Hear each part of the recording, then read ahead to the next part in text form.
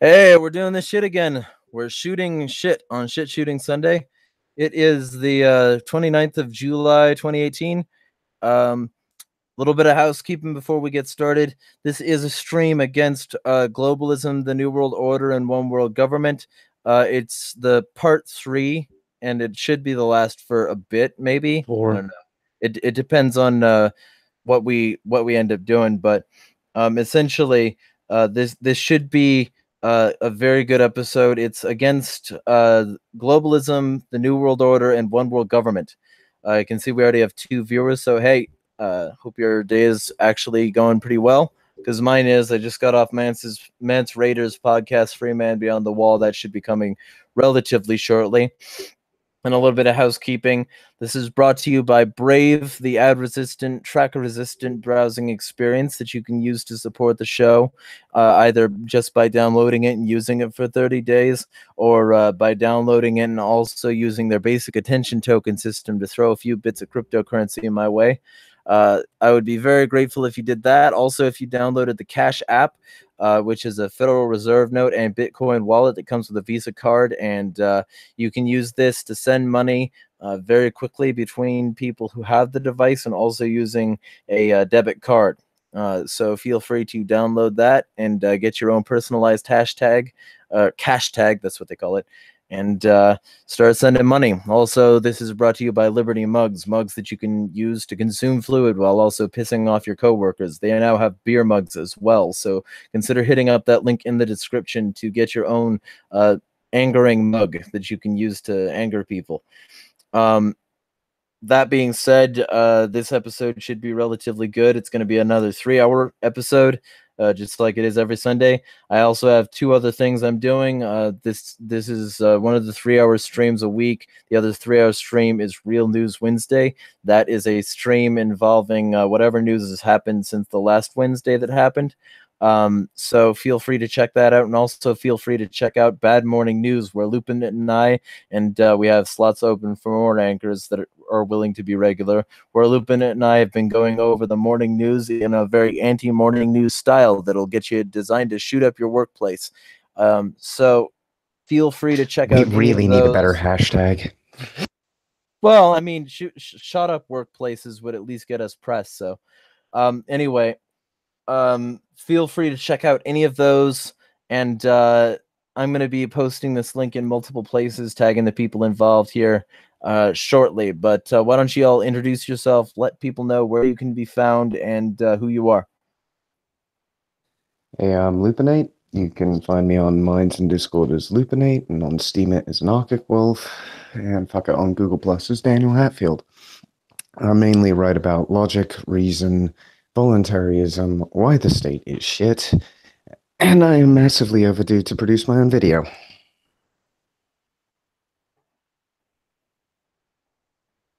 All right, anybody next? I'll go then. So, Michael, real name, not even trying to hide it.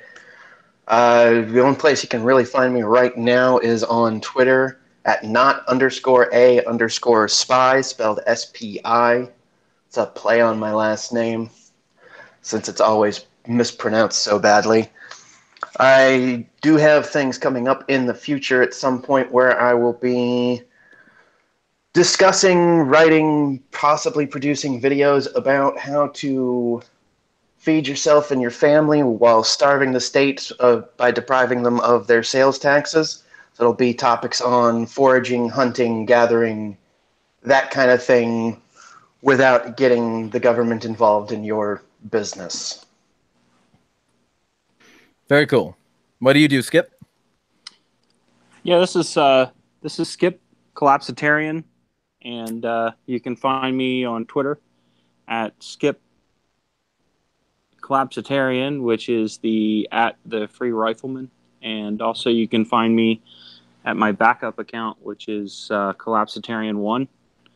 And let's see, I work as an independent contractor. Find myself constantly bumping into the state in all its forms, and just really am sickened at having to deal with how it's used to shape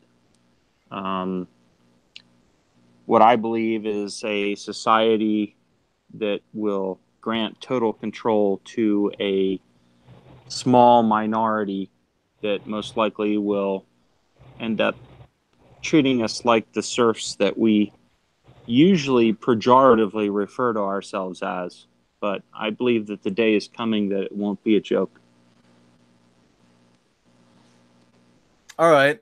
Well, speaking of that, let's start a little bit where we left off. Skip, why don't you bring up those families that you were discussing last time, and we'll jump off from there. Oh, and actually, we've got Conan on as well. So, Conan, before you introduce yourself, Skip, you introduce yourself, Conan, and then you'll get into your list, Skip. Awesome. What's up, everybody? Thank you for having me. I'm Conan, son of Conan. I'm just here to break shit, crush stuff, and help people wean themselves off of the state a little bit at a time. And, of course, I'm always here to see what you fascinating fellas have to say to contribute to that. Looking forward to the show.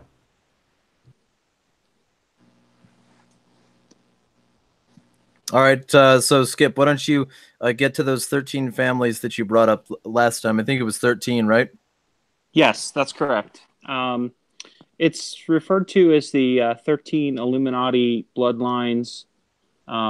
Essentially, the belief is that these families are they basically splice, much like trees that bear fruit for a long time. They splice other families into their bloodline to maintain the long-term goals that have been planned,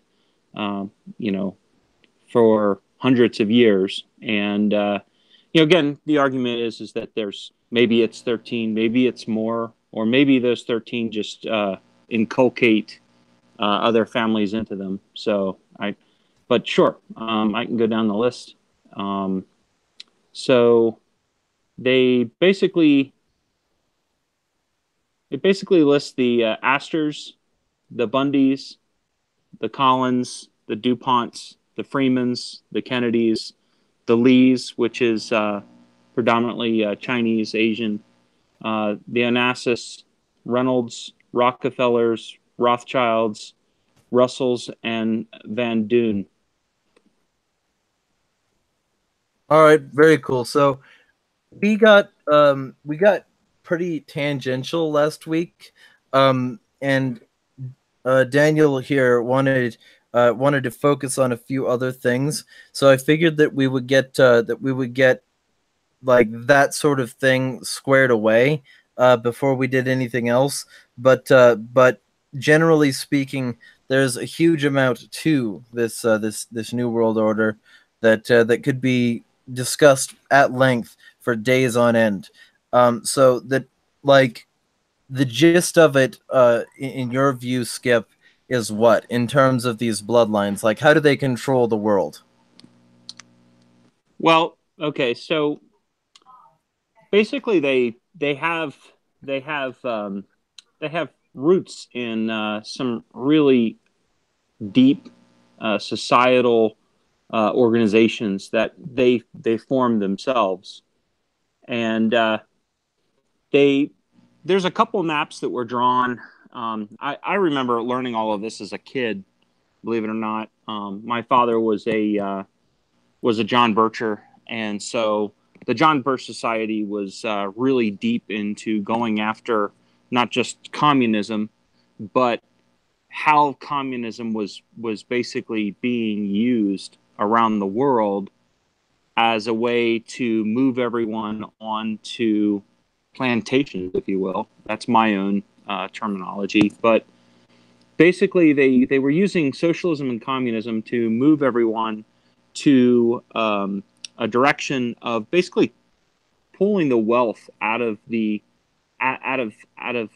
most earners under under the auspices of spreading the wealth, which is kind of the irony of the whole plan.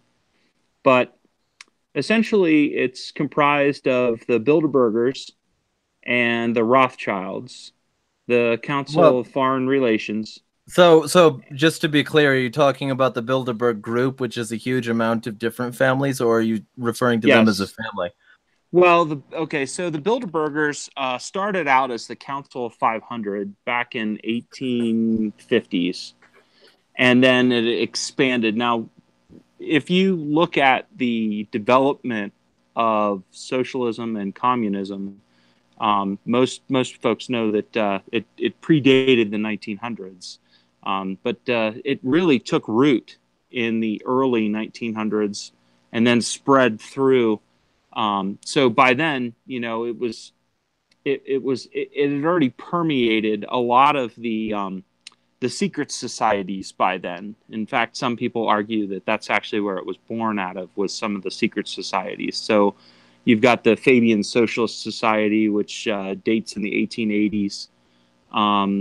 You've got the Council of Foreign Relations, which is actually a more recent organization. That was in the 1919 time frame. And then you've got the Royal Institute for International Affairs, which was sort of like the European side of the CFR. And that was also done at 1919. And so they kind of have their crossovers. So the Fabian Social Society was predominantly the European version. And then in the Americas, you had the House of Rockefeller. And they worked with the Council of Foreign Relations. And that was, so it was basically a lot of organizations that basically worked together.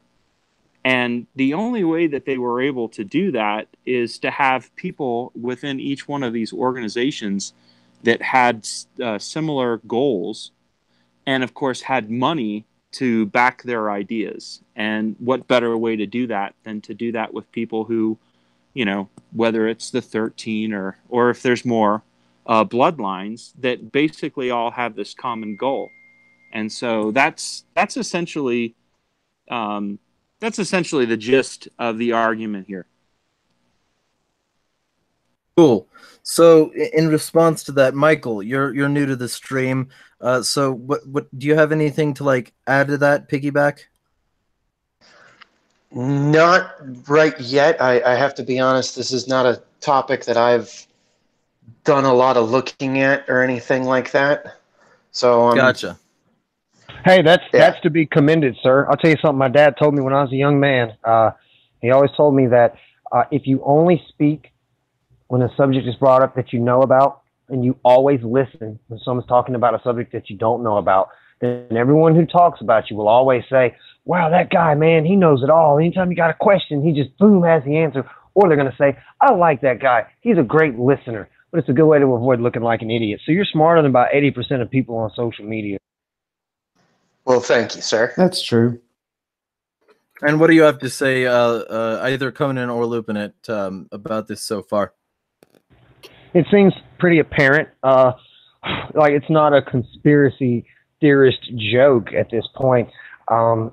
Anytime you've got, you know, ANCOMs and ANCAPs both pointing their finger at the very same thing and saying, this is bad, this is evident and apparent, then I think there's a real opportunity to get that message spread a lot further and faster, because there's not a counterweight, another vehicle pushing against you. You see what I'm saying? So these are two somewhat fringe groups that have had a sudden explosion in popularity in the last 5 years.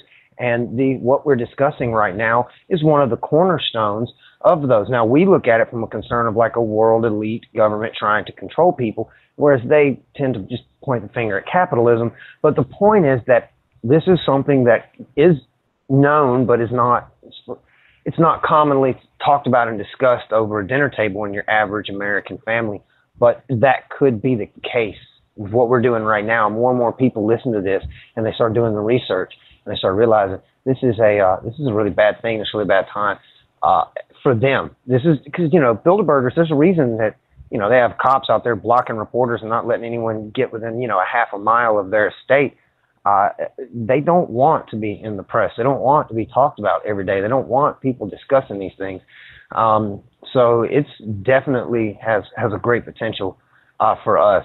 It doesn't mean that we can stop them, but exposing them and it being common knowledge that they exist and there being a resentment towards that, it casts a light so that it avoids this shadowy figure that no one's really quite sure about. The more you illuminate that, is the more, it's not that you can stop them, but it's a way of somewhat containing them. It gives us the potential to limit the amount of damage that they can do. It's hard to steal from somebody when they're looking you in the face and they know you're a thief. And what about you? Lupinit? You got anything to say about this so far? Because I know we touched on a lot of this last week, but I figured I'd get people caught up who weren't here. Well, my view is by and large still fairly the same as last week. I find it slightly difficult to just believe that it's a simple conspiracy. I think it's a very complicated conspiracy. I think to have a very complicated conspiracy, a 13-house system sounds a bit over the top. I think it's probably a slightly more complicated structure with a different layout, if I'm honest, and different players than the ones that have been mentioned. Some of them are the same, a few of them aren't. And I think some of the families have lost a lot of the influence that has been mentioned. It's just from experience, wealth changes and can change very rapidly for people. And it can change for the better or it can change for the worse. 9 times out of 10, for most people, it winds up changing for the worse because they either don't know what they're doing with it or they don't know how to use it. It's that 10% that you have to watch out for, because if they keep accumulating the wealth, they can have a lot more power than everybody else. That's very easy to do in a state system. In a non-state system, it's very hard to do because of the risks involved. But that's where I want to take the discussion. So I'll let everybody else feed in a bit more on where we're at now. I think where we're at now has been talked to death a little bit, to be quite frank. Well, okay, on that level, you say you think it's a different structure. So let's talk about, from your perspective, what structure you think it is. Because I do think it's more complicated than 13 families, and I also honestly think that it's probably more complicated than 13 families to most of the people, if not all of the people who've been on these sorts of panels before. But you know, I want to get your specific take on what you think that is. Like, what is the structure in your mind? I saw a diagram done in, oh God, it was either New Scientist or Popular Mechanics, of a web of 500 companies that are interconnected with a bunch of major nodes. Now, the controlling factors of those major nodes, they all change over time. So they don't really matter. It's the core investors that matter.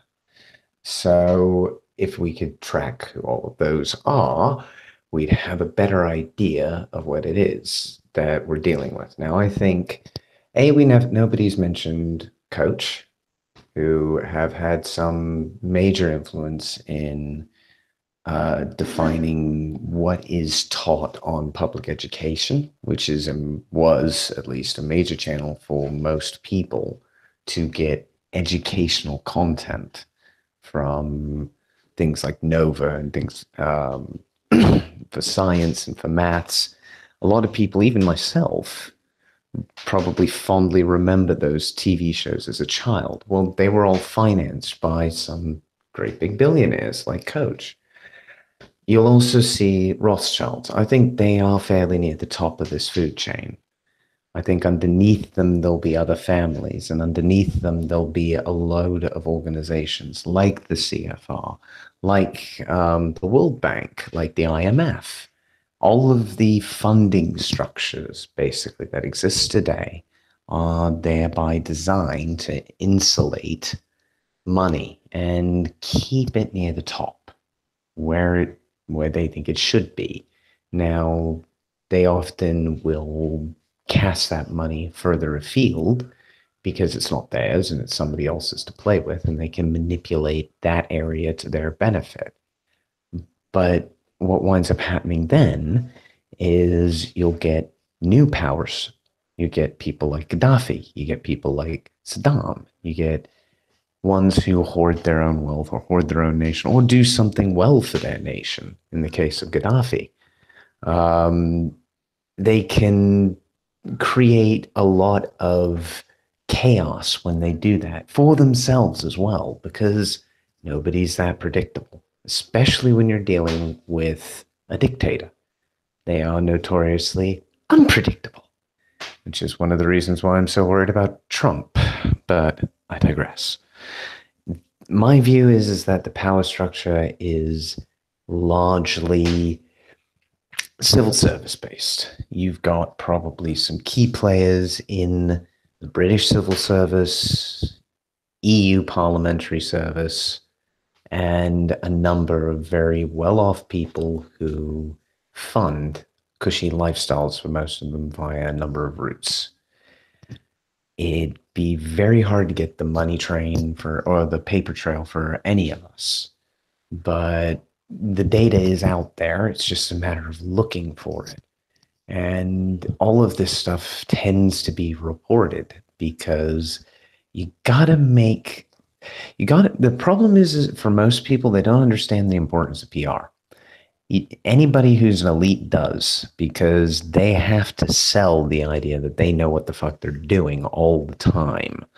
And that's very hard to do. So they have to tell people what they're doing, and then those people buy into it. So it's a self-perpetuating prophecy, basically.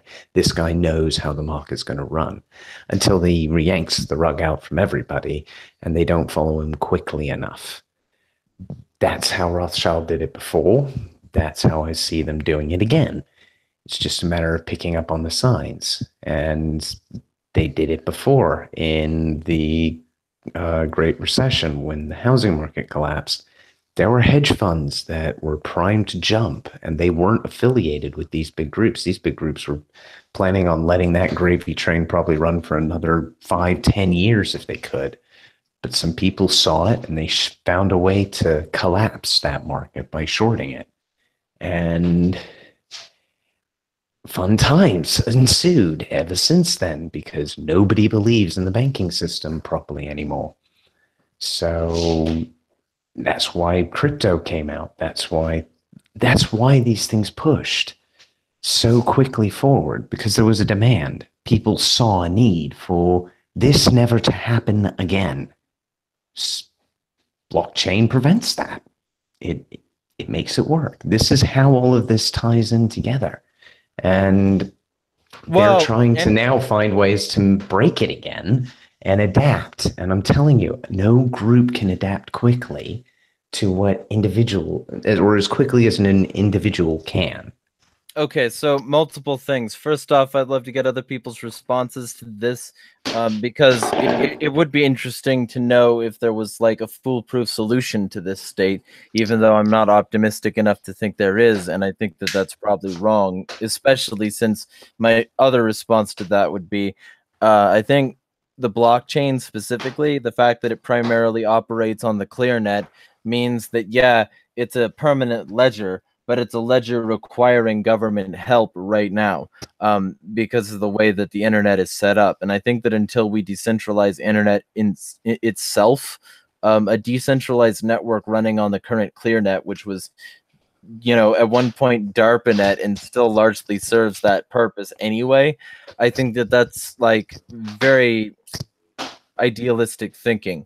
But that's my general response, and I'd love to get other people's input here too. Can a quick rebuttal? I agree with you. We need a decentralized internet, but there are people working on that now. I don't see that being more than a 2-3 year evolution of the internet. But they could shut down the ClearNet tomorrow. Of course they could, but they rely on it too. Well, they rely on it for the control system. If the decentralized And internet, their own if comms. the decentralized internet was not made soon enough, then they could shut down the internet and build their own version of the ClearNet that still runs everything that they need to, and just basically copy servers and only allow access to the grid if you know have your good boy points with the law. You know, there are plenty of ways that they could possibly do that. So I mean, I don't see the blockchain as a sudden be all end all solution. I just see it as a nice wrench in their gears. I'd say it's a big step. Wow, I don't want to just automatically throw my opinion on this because you both make some very strong points. I also don't want to sound like the centrist and say that you're both right either. Obviously, yes, the state still has the upper hand because they have control of the internet, which is the medium required for blockchain to function. But history is going to, I mean, we're all a bunch of economics nerds here. I think we know what happens when you have a demand for a product. It will get brought to market. Anything that hinders it from coming to market is just going to get worked away like water on a stone. Right. Sometimes that happens quickly. Sometimes it happens over a long period of time. But when's the last time something on the internet took a long time? You know, what, dial up? So keep that in mind. Sure, that would be an effective way to cripple. Honestly, though, even if that happened, and even if Jeremiah's right, and blockchain ultimately failed because it wasn't able to hold a secure median, or maybe the state was just so good at locating our internet medians and shutting it down that it became ineffective, and so it failed, it would still be, it'd be one of those dying in battle and winning the war kind of situations, because at that point, you can't be apathetic anymore. Everyone, it's not even, they're not even disguising it anymore.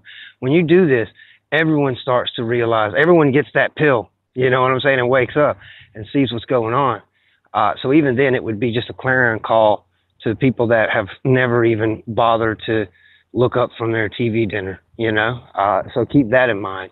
Even if it did fail, it would be, they would have to expose themselves completely to do it. You're talking about shutting down the internet. People would freak the fuck out. Like, you want to see Americans revolt? There you go. Shut down fucking Pornhub. See what happens, bro. There will be fire in the streets, man. So either way, it's still a huge step. It is not the end all be all, but it is.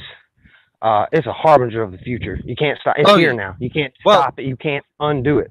Well, you can stop it. There are plenty of ways to stop it. And, you know, to be completely frank, I think Year Zero by 9 Inch Nails and the alternate universe they built around that, I think that has a good deal of prescience here. And I think that they could definitely raid servers. They could definitely shut down local power grids so that you couldn't run your own. A lot of these servers don't have backup power. You know, especially when you start talking like more decentralized blockchain based internet. A lot of these people are just running their nodes on the grid, which could be shut down at any point. But they could also just use brute force on certain targets so that people were discouraged from using the blockchain at all. Like, you know, the thing they're doing to Ross Ulbricht, or the thing that they're doing to Assange, or the thing that they're doing to that they tried to do to Cody Wilson. There are plenty of examples here of people trying to use decentralized tech and being harmed for it. So, like, I would say that it's definitely possible for this sort of thing to fail in that sort of way, and I do think you can stop it. I just think it'd be very difficult, and it'd be even more difficult to conceal it when you started so that the public didn't revolt. You know, even though I don't think that the public even cares that much, to be completely straight with you. Right, but that's my point right there, is that it is a sacrifice. Now, you're right, of course it can be stopped. That's my point. You can't stop what's already been done. And if you had to go to such an extreme that you had to shut down and heavily limit internet access, people in America, that's when it would become so, like, you can't hide it. You can't bullshit anymore on late night news.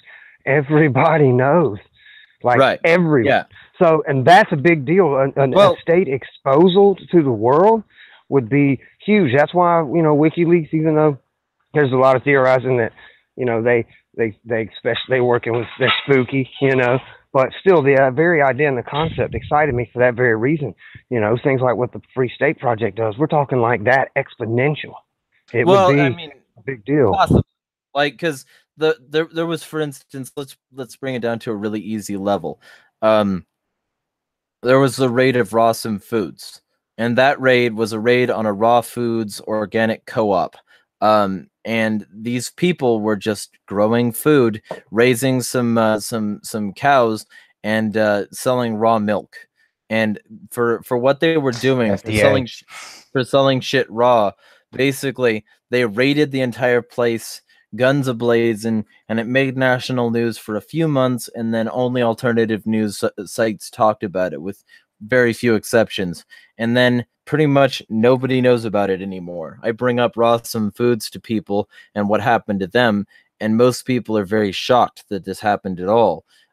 So even on that level, even on something as simple and as innocent as food, most people aren't willing to stand up for their fellow man.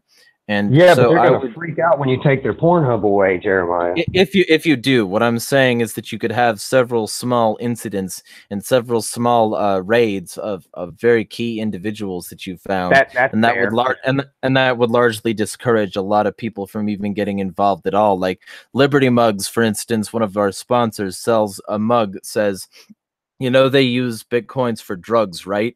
And it's got I this have that brainlet mug. on it. I love it. I Right, love it. exactly. And you love it because you know who they're mocking. You know that they're mocking the sort of servile worm who'd let the government's maligning of a tool that could be used for anything influence their decision on whether or not to personally use that tool themselves. And also And never have the self-awareness to realize that the vast majority of illicit drug sales are actually in USD, not Bitcoin or any other currency. So, well, yeah, right, I think you make exactly, a very because fair you know a point. guy. Yeah, So, yeah. but like, okay, so before we get too far into this, I do want to see if either Skip or Michael have something to say about it. Sure. This is Skip. I really like the fact that you included Cody Wilson in that list, because I believe that every time there's a technological breakout that empowers the common man, we'll refer to the common man. I hate to get all socialist and commie on everybody, but you know, just the average dude.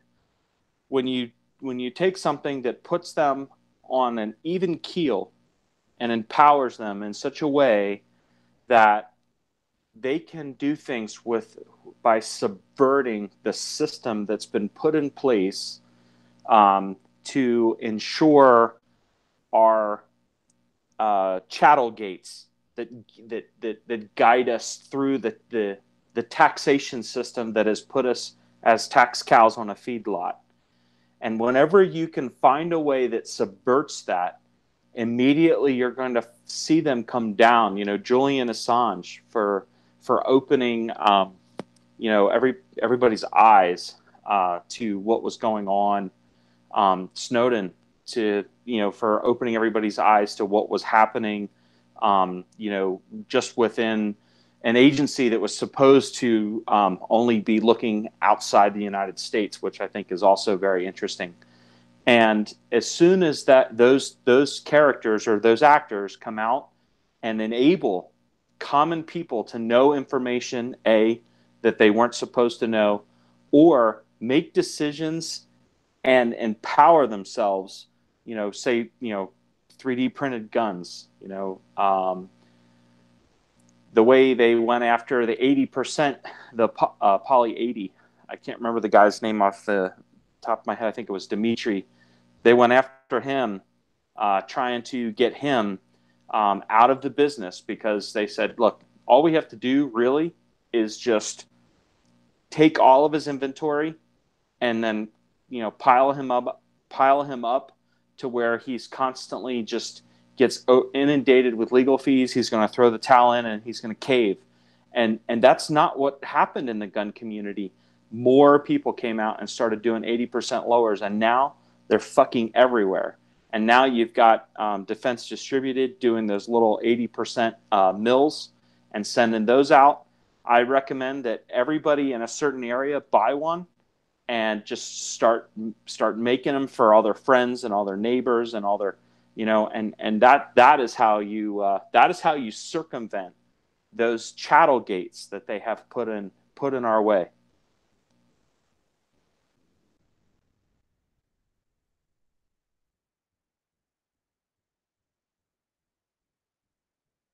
All right, and what about you, Michael? Anything to say?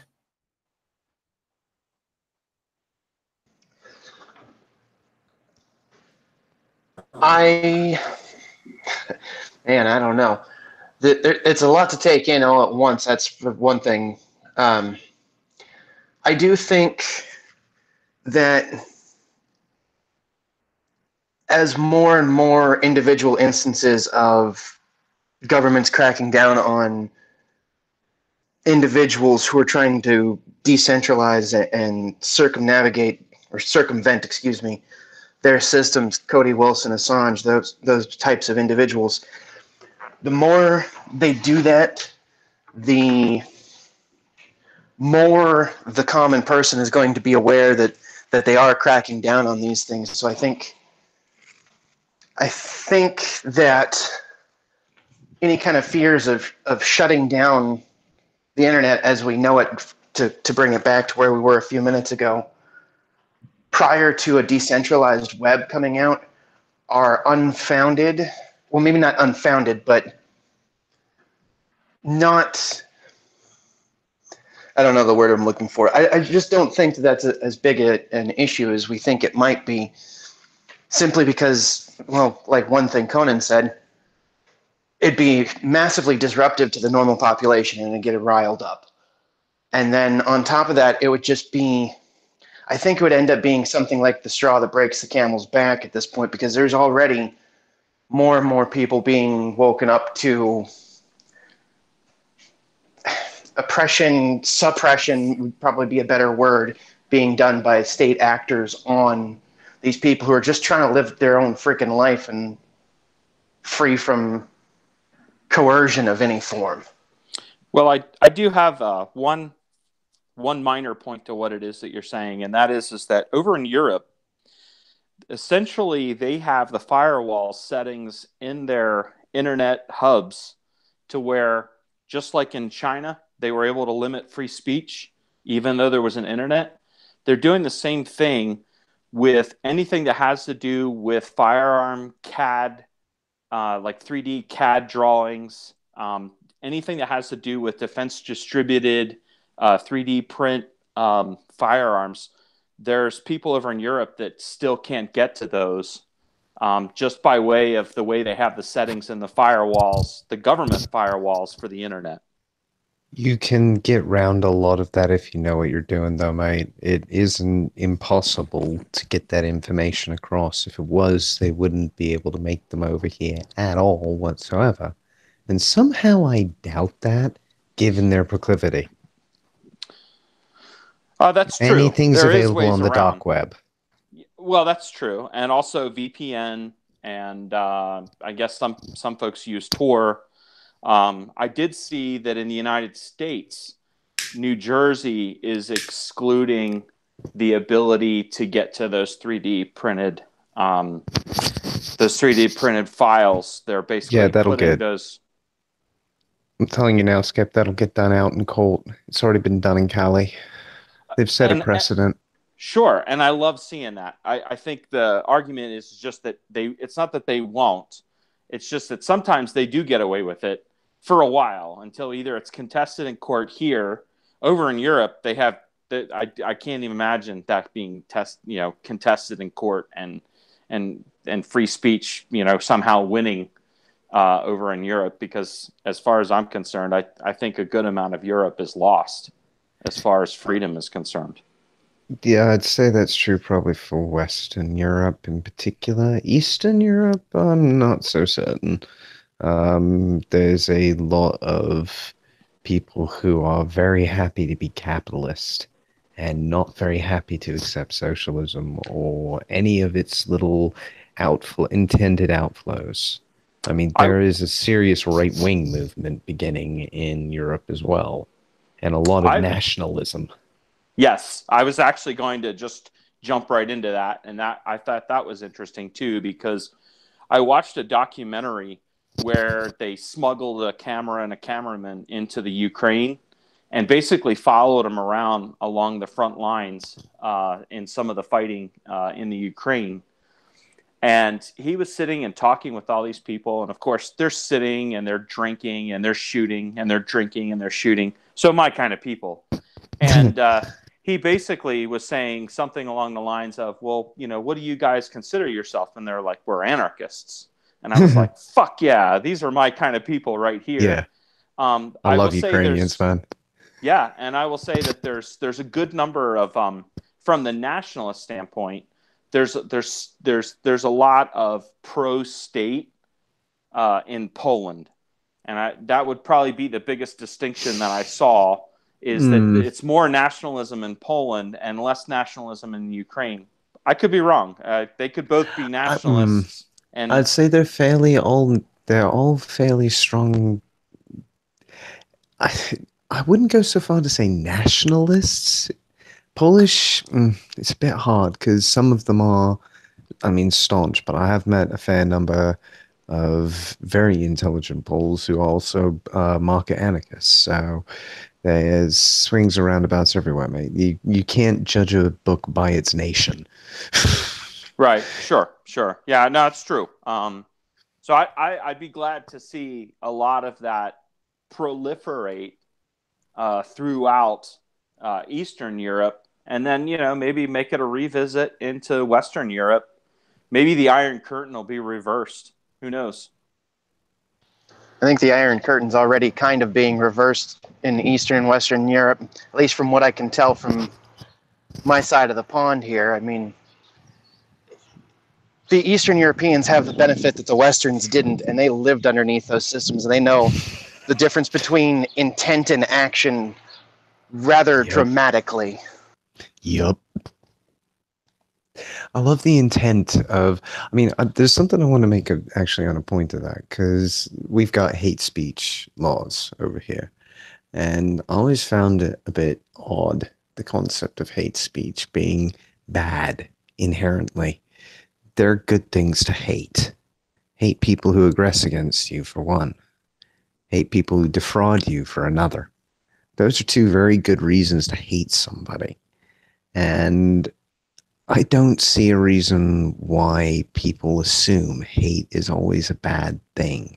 Well, here's it can be, but it's not always. It's sort of like the word racism. Okay, there's a group of people who've been very dedicated to making hate seem like it only comes from a very specific group of people. They're the sort of people that edit Wikipedia pages to make every power but white power seem like a positive thing. They're the kinds of people who say that racism is prejudice plus power.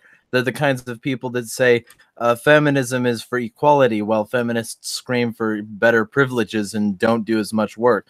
They're the kinds of people who say that hate is only hate as long as it's coming from somebody with the power to enforce it, because essentially that's the anti-hate speech movement. It's not coming from people who say, if you post kill all white men on Twitter, you should be banned. It's coming from people who post kill all white men on Twitter and then unionize so that they don't get banned. That's the sort of reason why it's the way it is. As far as I'm aware. Yeah, but that is unfortunately what happens when, let's be frank, racists decide to determine what the narrative is. Because that's what they are. Let's be honest.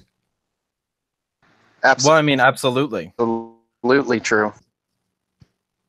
And I know we're all pretty much against the snowflake SJWs, like the people who brandish the word justice and then fight for anything but. That's the reason hate speech laws are the way they are, because thought controllers want to control thought. That's it. Because they found a way to play the victim until they make victims and then still make it seem like they're fighting the bad guys. It's really sick stuff. But that actually ties nicely into the point here, because one of the primary reasons that this debate is still going on at all about, one world anything, is because of the globalism that's plagued the world and the U.S. hegemony that has essentially, under the guise of making things better for third world nations, made them worse, so that they were like reliant on U.S. aid and the aid of U.S. allies, so that they could no longer produce their own industries and their own goods and services. They could only rely on what the U.S. was giving them, out of the, quote, kindness of their hearts. And in this sort of charity control, they've put down a lot of corporate institutions in places that didn't really need, want, or benefit from them in a long run, because essentially they're doing supply side economics instead of demand side economics. And they're saying that these places would be benefited if we just gave them X, instead of saying that these people need to be empowered to do things for themselves.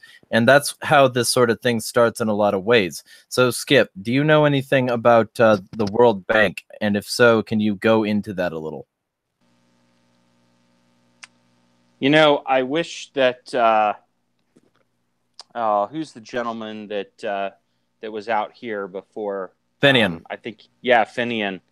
I wish Finian was here to go into that, but basically my understanding, and this is, from watching all the different non-conspiracy, because I do dip my foot in the conspiracy pond, but I don't swim in it, as to repeat what Bill says.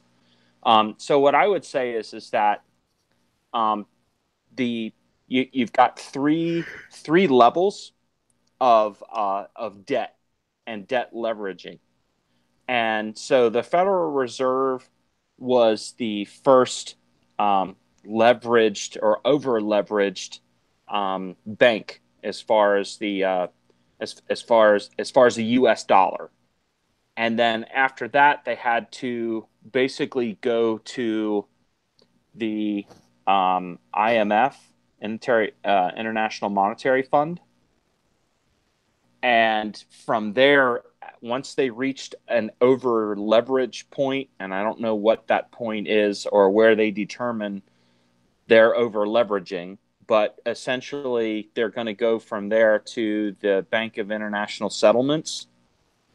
I don't know where the World Bank ties into that, but is that what you're getting at? Well, I just did a quick lookup on like World Bank news. Well, and that's generally what I was saying, because World Bank is essentially the institution that puts down a lot of, that promotes the growth of a lot of central banks in a lot of local regions. Like you'll find the World Bank is a major player right after the assassination of Gaddafi, for instance. Yeah, and I mean, you'll see things like, I've just shared one for Guyana. They basically gave them $7 billion in their own currency, 35 million USD, as a loan. And this is how these things tend to work, is they'll loan out to a government, which then means that the dictator gets a shit ton of money. Because in 9 times out of 10, they were socialist dictatorships originally, and they haven't moved too far away, unfortunately, in a lot of cases. Some areas have, but not all. But yeah, the majority of these things don't necessarily work that well. Now, there's some other groups that are private, which actually try to find ways of getting credit out to those areas, because none of the banks will lend to the individuals in a lot of these cases, because they don't have a credit rating in like a country that these banks would run in. So unless they have a branch, they have to work through one central bank usually, or one set of smaller banks that don't have a lot of capital for investment. If they want to build a company there, they need that capital. And the only place where it is at the moment, by and large, is the West and Russia. And to some extent, some people in China. China's done a lot of investment in Africa, like just hardcore public investment for their expansion. They have not charged them for it. They've basically gone, look, we expect fair, like really good trade deals with you. So we're going to pave the way, and you just don't charge a tariff for this. You don't charge us money for giving you goods, and we'll do this. It's part of their, I think, road and belt policy is basically pay. Oop. Oh, hello. Did I we lost somebody. You did. I'm still on. Okay. Yeah, we lost Conan. He's dropped once already. He like this. This is Google. It might not be soon because I have equipment coming in, but this is Google for now, and this is not a very good setup. I'll put it that way. Yeah, basically, the World Bank will donate large chunks of money to governments. They don't tend to do it to companies or individuals. Other institutions would do that if they could get some concept that this person is creditworthy. Some companies have started delving into that. There are probably a bunch of fintech institutions out there that are using things like ocean personality types along with other key factors that will determine whether or not somebody should be given a loan because they could be considered trustworthy or creditworthy in some way. And if they can prove some basic factors exist for them, that could be quite easy to do. If they prove that other factors exist for them, it could be almost impossible for them to do. And it would benefit those that actually are worthwhile risks, whereas it would prevent unworthwhile risks to some extent being taken. It's that kind of concept that can really be a game changer for those regions because the banks will start lending to them because they can find trustworthy people quickly and easily without having to set up a bunch of branches and do a bunch of stuff. They can do it all online. And that might be valuable, but I mean, in the terms of the World Bank, Oh, the World Bank's just shit because it gives to government. Well, right. So, like, would you argue that they've ever had a benefit, like from what you know about them? Well, I mean, they're all civil servants, aren't they? Yeah, I mean, by default, you're going to get a benefit from being able to have plush locations to get to and nice accommodations. You're going to have nice buildings to work out of. They're going to be in good plush cities that have lots of amenities. You're going to be fairly well off, and you're going to be instantly considered most likely a humanitarian. You're going to be one of those do-gooders dealing out everybody else's money to make somebody else that you've never met feel good. It's and that the irony, perfect form of altruism. Yeah, and the irony is that it's all based off of, usury, basically, because that's really what banks exist to do is to charge usury against borrowers. Yep. I mean, I still consider myself a Christian, amazingly enough, but mainly because I love Dante. And back in his time, usury was actually a sin, like a proper one. Because the church did it so much, he put so many popes in hell for it in quite interesting and alarmingly painful ways. It's really good. It's a really good read if anybody has the time to basically go through that poem. Go into that for a bit. I have somebody at the door, so I'm going to go check on that. But you could go into that for a bit. Yeah, basically, I mean, to be fair, the Catholic Church and the Vatican probably has some fairly deep ties to these organizations as well. If you think that they are immune to this, I'm really sorry. You're going to be probably badly disappointed. There are reasons why so many bishops and whatnot in certain countries have had to resign en masse, and the Catholic Church has had its really low points. I mean, if anybody's ever watched The Borgias, I mean, did anybody ever get that show over there? Never even heard Skip. of it. No, Never heard I've of not it? watched it. No. If you want to know what Italy was like back in the day and how twisted and sordid it was, you really need to look into that. Lucretia Borgia is basically, well, is a little poisoner who, I mean, she's in loads of comedy skits now, which feature her in hell, basically, for killing everybody at a dinner party with poison and things like that.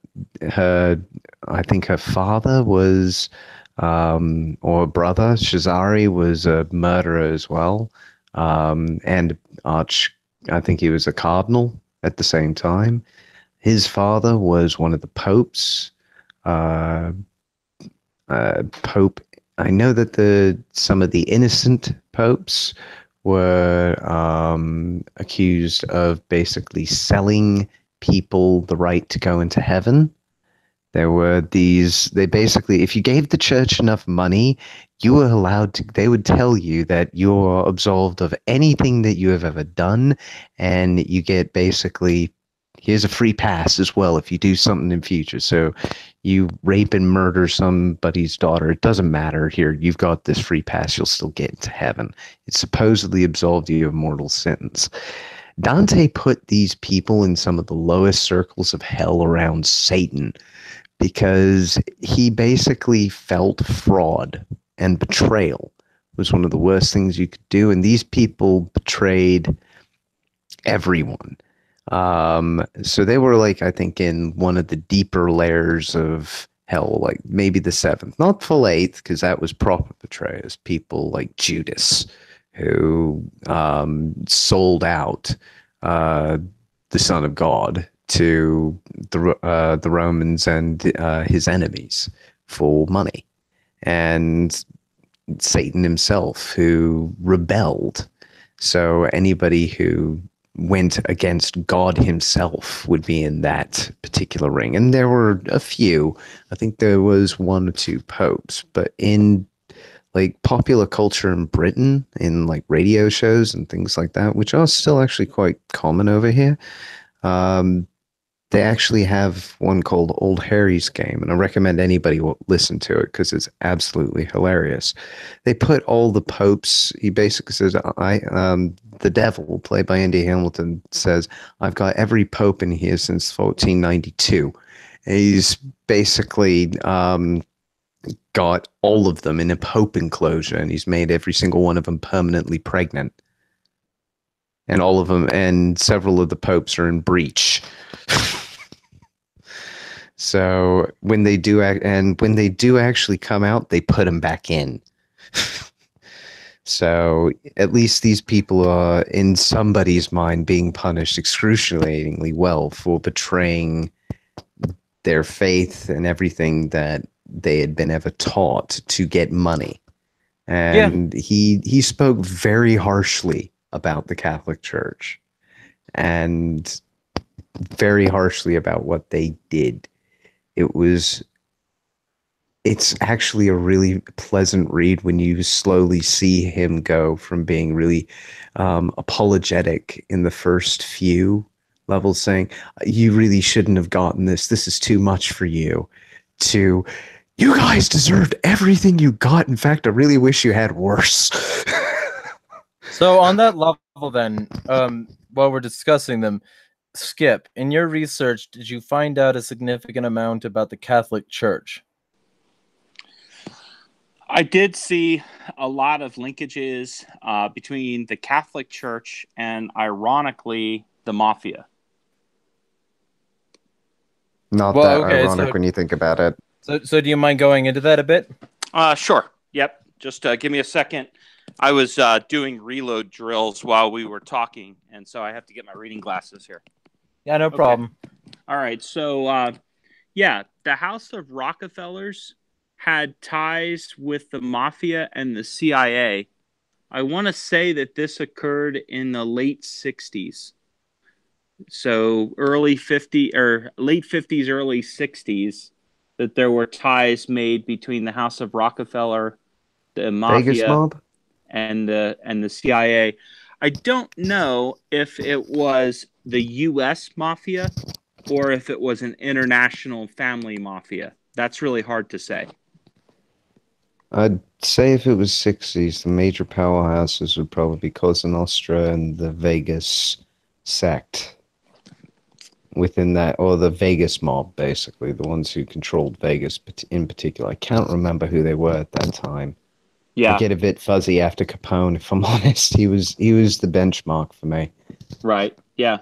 So, it's money, right? And it's kind of ironic that, there would be some ties there between those two.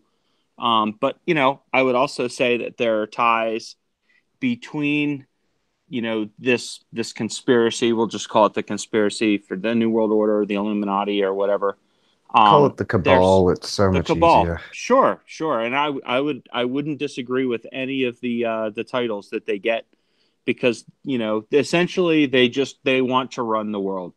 That's really what it is. And I would say that there was some interesting linkages between them and the banking, of course. But I would also say that there's, if we want to turn this conspiracy up just a notch or two, outside of the Catholic religion, or Catholic Church, and the cabal, if you will, there's some really bizarre things that I saw in Switzerland, and I don't know if anybody had a chance to watch the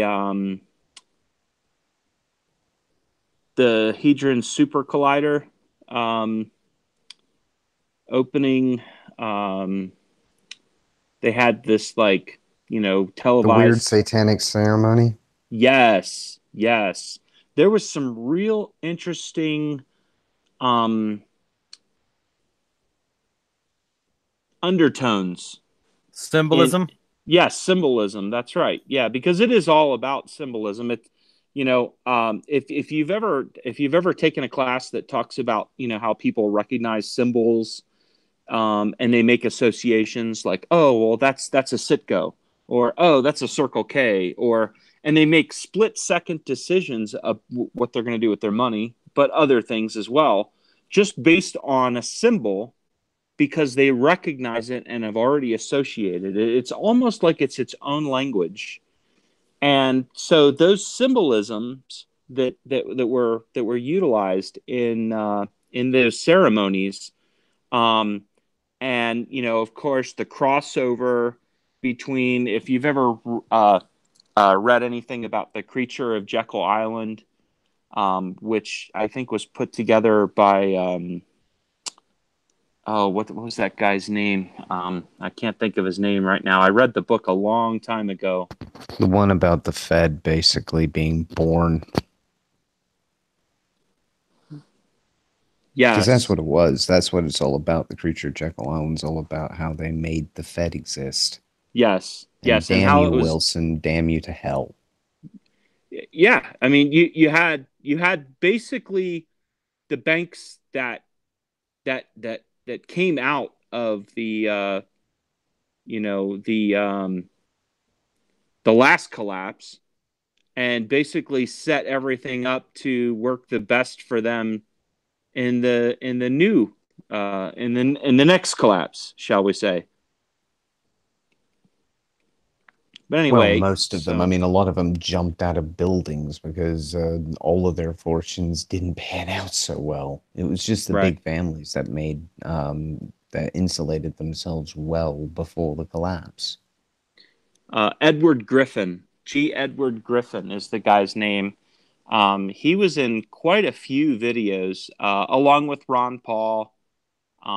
There was a really good one that was put together right about the time that I was really going full. I was making the transition from libertarian to just full anarcho-capitalist, voluntarist.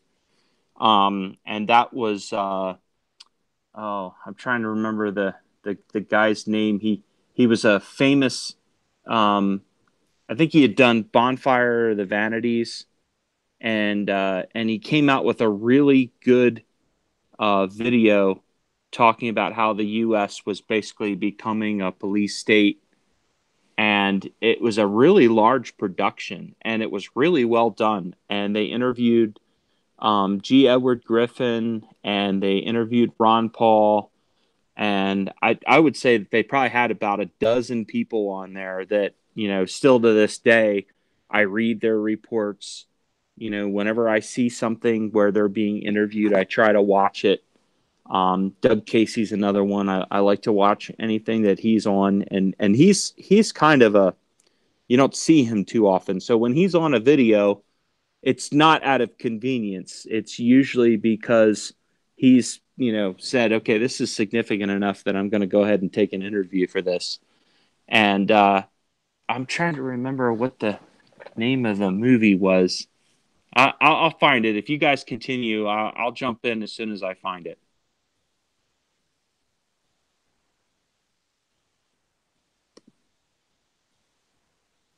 All right, your thoughts, so Michael? yeah, I'm interested because if I remember correctly, you had a lot to say about essentially the militarism of the U.S. military, and you wanted to come on a while back, but you couldn't actually do it because your computer was not allowing you to, or something similar. So I wouldn't mind getting your feedback here on this particular issue, because we're essentially talking about international affairs now. I'll be honest with you, I've had a long freaking week, so I kind of zoned out there for a minute and I missed half of what was being said. All right, That's fine, mate. Well, while he's looking up that that documentary on police militarization, why don't you give your thoughts on the military and how it essentially plays parent figure overseas? Oh, Jesus.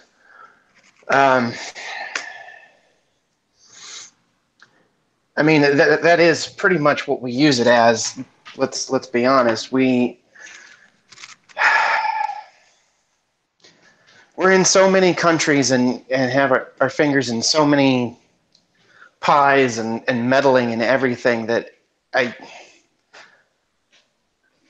it's hard to even begin with something like that. I mean, the U.S. military is...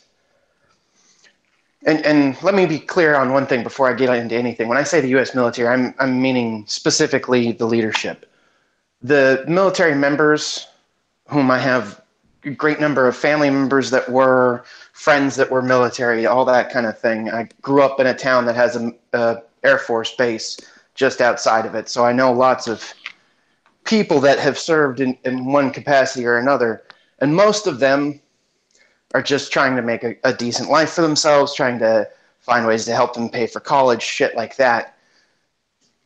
But to think that we don't have some kind of agenda at the top of the military command is woefully naive, to say the least. I mean, all you have to do is look around Northern Africa and the Middle East, just as a most recent example, and all of the instability that we've been causing by meddling in things that really we have no right to be meddling in the first place.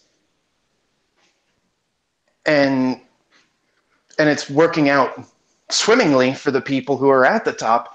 They're making money and solidifying power at record rates, it seems like, while people who bought into a fairy tale that they're protecting our country and defending our freedom and so forth and so on are losing their lives and limbs just nonstop, it seems like.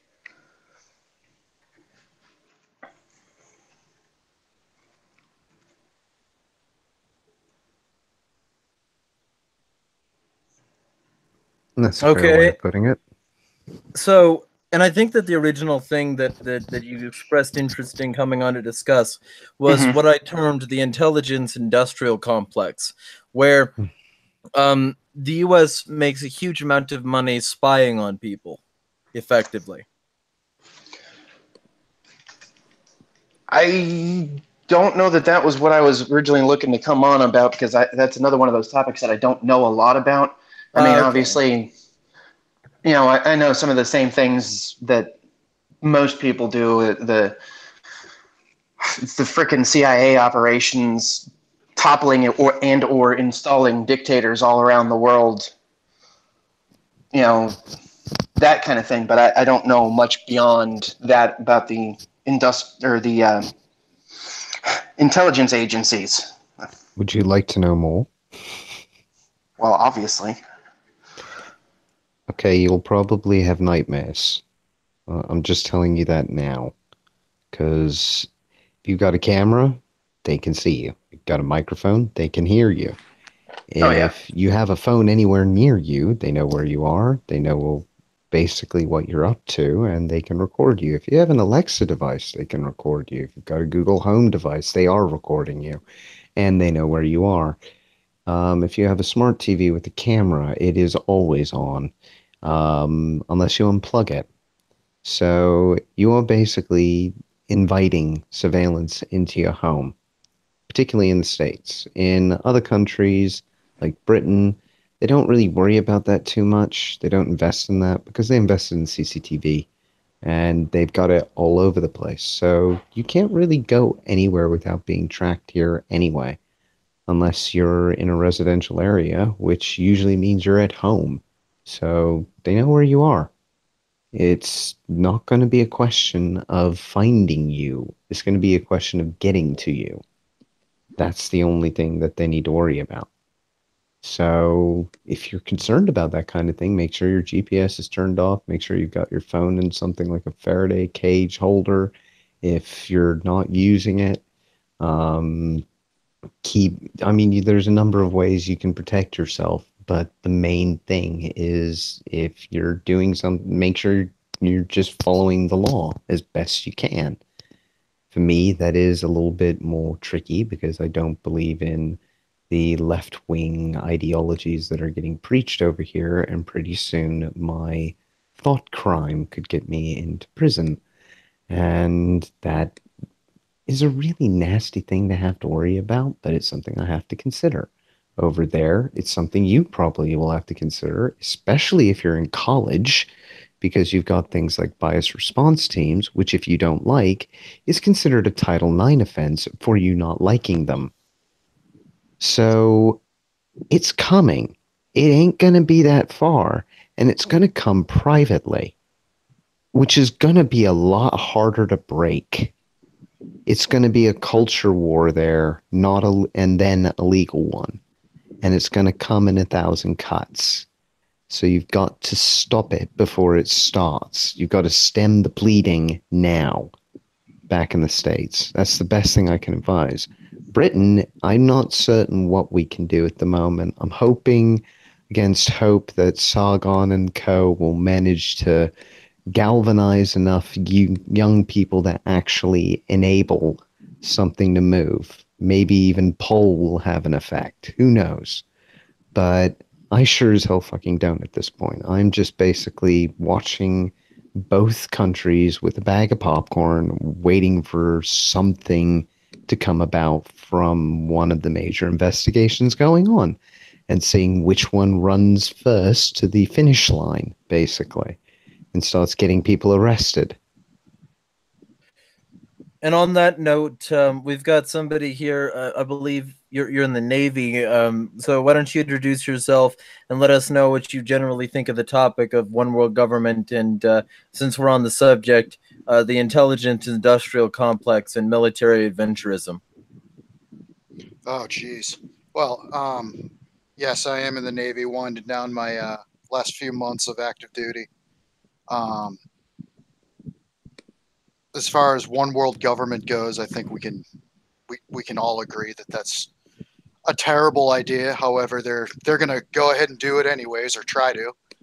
Um, and just from the little bit that I've heard from Looping It, yes, it will be like I don't know what the context of you saying this was, but the whole death by 1,000 cuts deal, yeah, that's how it's happening. I mean, it's been a while since I've heard anything in the news about, the North American Union or the Amero dollar or whatever.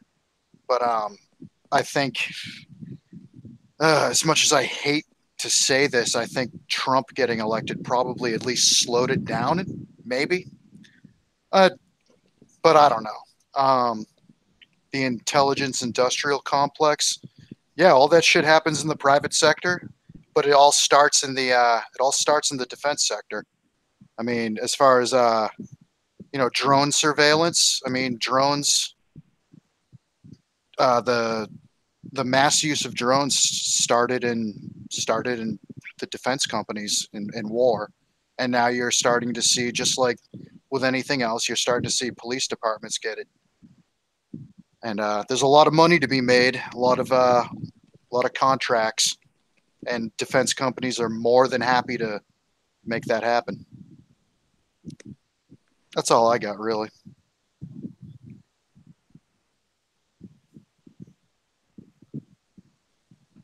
Fucking okay. So first off, once we get this moved over to Discord, a lot of things are gonna be easier. Like the fact that sometimes when I press this fucking unmute button on my mic, it takes like 4 or 5, maybe sometimes 10 clicks to get it to go.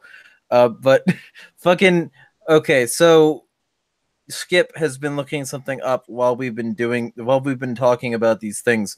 So why don't you fill Aaron in on what that has been, and we'll get to that on a discussion level shortly.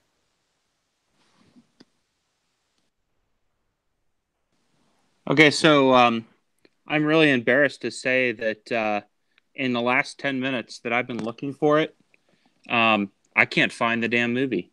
And I can't remember the name of the producer, but he died. Well, was it Gray State? No, although that's a little bit newer. And I think that there's some similarities between the efforts of the Gray State Project and the original movie that was produced. I want to say that it was like 2007 or 2008. It was right about the time that Ron Paul was running for president. Well, who else was in it, like, other than Ron Paul? It wasn't Zeitgeist, was it? No. It wasn't. Although I did watch those, and they got weirder and weirder toward the end. What I saw was it basically interviewed a very large swath of Austrian economists, but then they got into like chipping people and the bank, and how the bank was basically turning the world into, they got into the New World Order and the Illuminati, and they had Griffin on there. Who's Griffin again? Just for the audience. Oh, sorry. Griffin is the author of Creature of Jekyll Island, which is basically the origins of the development of the Federal Reserve Bank, which was essentially put together by a group of politicians and bankers. All right. Is it Fiat Empire? No. What about Money, Banking, and the Federal Reserve by Mises Media? No, I'm looking for it still. I'm embarrassed that I can't find it, but I'm not even using like Google to find things anymore. I try to stay the fuck away from Google, but it seems like everybody's starting to use algorithms that make it really difficult to find what it is you're looking for. There's also link rot, which is a new concept that's basically Google will kill links that it doesn't like. And it doesn't matter where they are. I mean, hell, they shut down fucking InfoWars channel not that long ago. So on that level, other than Griffin, Ron Paul, who was in that? Do you have any idea? Because I'm gonna try and find this while we're on. So I'm still looking. I'm just really embarrassed that I can't find the damn movie. But it was really good. And I remember watching it like over and over and over, which is why I'm embarrassed that I can't find it. But he was a Hollywood producer. So he was a pretty well-known Hollywood producer, and he died a few years later. And, you know, it was pancreatic cancer or something like that. You know, it's not like he died of, you know, poisoning or something like that. That would be a little bit more suspicious. But I want to say his last name was Russell, but I might be wrong. I've been searching for it, frantically for the last 10 minutes trying to find it because I hate to not produce information that I'm making a claim to. But I think the point is that there's links to I guess you could say like Moloch or some of the Luciferian cults, and then, you know, association between that and what I was talking about in Switzerland. Somebody corrected me on Twitter and said, no, that's not Satanism, you know, because every time I use the word Satanism, sometimes interchangeably, that upsets some people, and that's not intentional. That's coming from my background. You know, basically anything that's not, you know, one type of religion, of course, just by default falls under some form of Satanism, and it's not intentional. It's part of it is just my upbringing, and it comes back around like that, but it's not intentional. It's kind of worth making the distinction. They are kind of different things, Satanism and Luciferianism. Yeah. I mean, it's a fine distinction, but there it is. Yeah, it is, and of course, when you start talking about you know, Moloch, you know, then you start talking about child sacrifice, and there were some inferences to child sacrifice in that ceremony that I saw. And of course, you know, you've got the Bohemian Grove that comes up in some of the topics of conversation when you start talking about the Illuminati and the New World Order. You know, there's ties to all of that. And of course, if you look into any of the pedogate stuff, you know, whether it's Pizzagate or whether it's the Elephantis and you know, James Elephantis and some of those other characters like Podesta. That's so Pizzagate.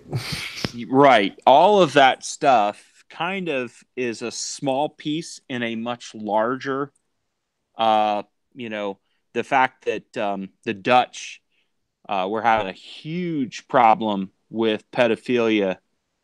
And of course, basically anybody that wanted to investigate it was basically being, you know, stymied by government officials, because some of the government officials, of course, are involved. And so, you know, I don't want to jump too far into the conspiratorial waters, but what I will say is that if you know, when Pizzagate first broke, I probably spent about 2 weeks into it, more than I should have. But there was enough there to make me sick, to make me really just want to start throwing people into wood chippers, and basically just not let my kids out of my sight for weeks, maybe even months. And the more I looked into it, the more it just disgusted me. And, you know, what happened is because of the recurrence of all of the YouTube videos, what would happen is some of the older videos of documentaries. There was one in Omaha, Nebraska, where these journalists were doing independent research, and it made its way onto 60 Minutes. And then I remember that. Yeah, and right before it was supposed to air, they basically got the entire thing shut down. Yeah, and then they aired it on YouTube. Yeah, and it was put on YouTube, but of course this is like 20 years later after the investigation. Hamilton. That was the name of the town. Yes, it had to do with somebody really famous, Larry King.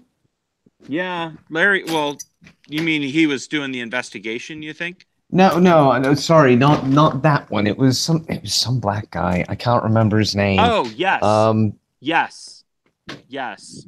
Yep, I what know the hell exactly was who you're his talking name? about. I can't remember his name, but yes. Because he was accused again. He was one of the people who was like accused of being a pedophile and Yeah, all sorts of stuff. It wasn't Michael Jackson. Before you're anybody right. jumps Right. in, Yeah, it was before all of that. Yeah. it was somebody in Ohio. Yeah, yeah. There was So, Ohio and was that go ahead. documentary called End of the Road? End of the road. No.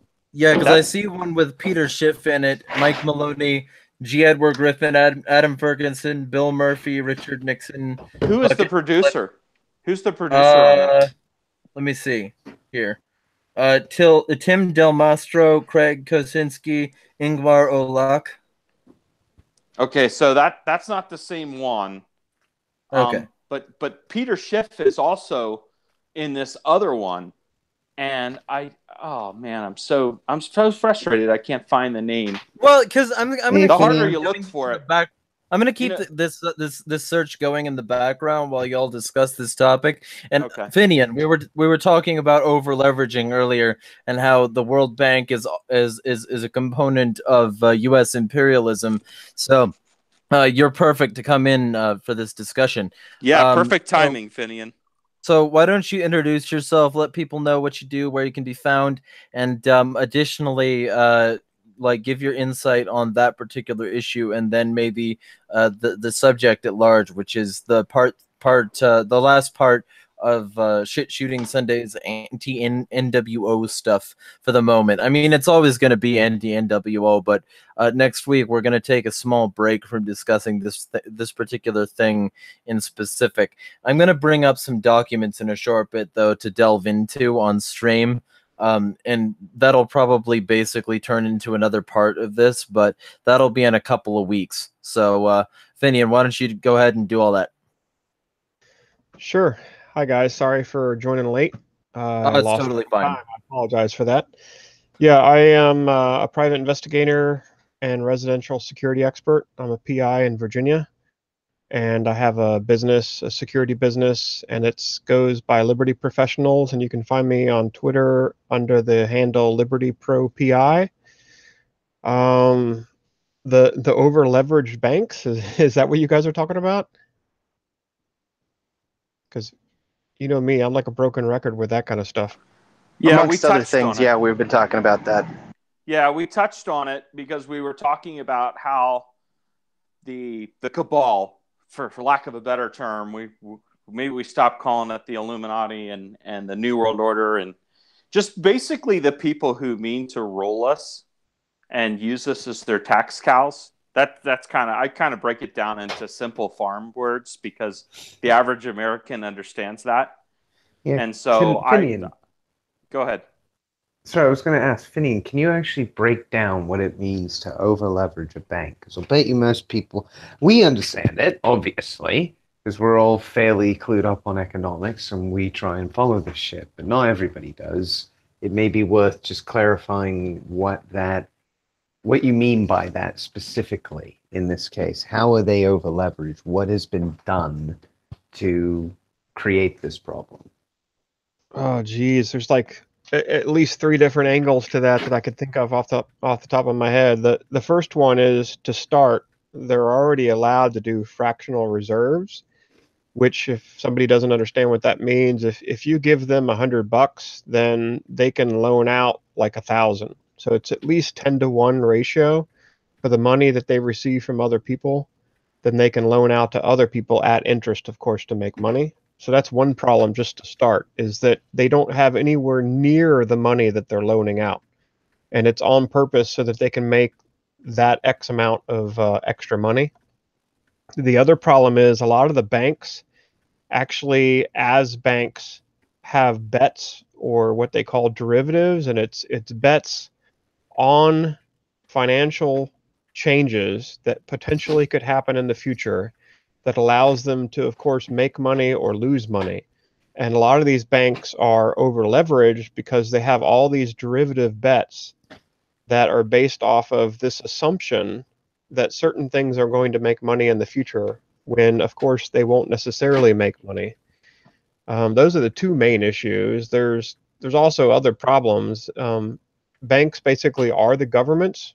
I mean, when people say the banksters and the banks and government, I normally correct them, because the banks are the government. What you see as a government is just an illusion normally. The banksters, or the people behind them running the banks, are normally the people who are in charge. They are the oligarchs that are running things, and they control things, and they control it through debt.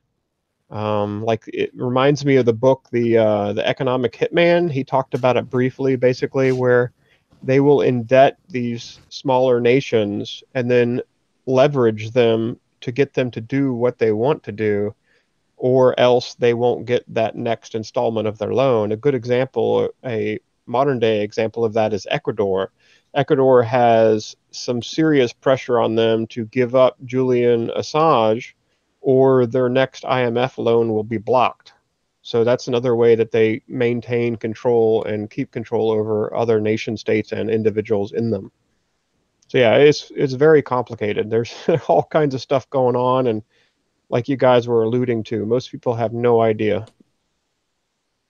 So I'm glad that you touched on it's I think it's Stories of the Economic Hitman was the original book. Is that what it was called? Yes, yeah, and he's got a follow-up book too. I'm looking for it on my bookshelf. I haven't read it yet, but it's something related to that same title. Yeah, that was actually a really good book, and I watched a lot of different podcasts surrounding that. And just a little bit ago, before you came on, I was looking for a movie that was made, and it was it had like Griffin and Ron Paul and a bunch of other characters that were basically talking about the unconstitutional nature of the income tax. And they were talking about the Creature of Jekyll Island, and of course they touched on the Illuminati and the New World Order and all that, and the cabal. But it was put together by a producer out of Hollywood, and he died, I don't know, maybe 5 or 6 years after the movie was released. But it was a really big production. It had a bunch. It had a bunch of people that we, still to this day would listen and read reports from, like Peter Schiff and I don't know if Doug Casey was in there, but they were talking specifically about the constitutional nature. They had a whole bunch of tax protesters, former IRS employees on there. Do you happen to remember the name of that movie? Because when I searched for it, the first 20 results is actually, it's a movie about the unconstitutional nature of the income tax is the search that I did, right?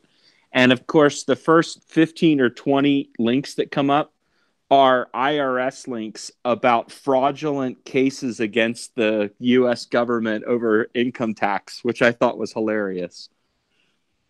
Yeah, I can't remember. There's been so many good documentaries made. I'm not sure which one it was.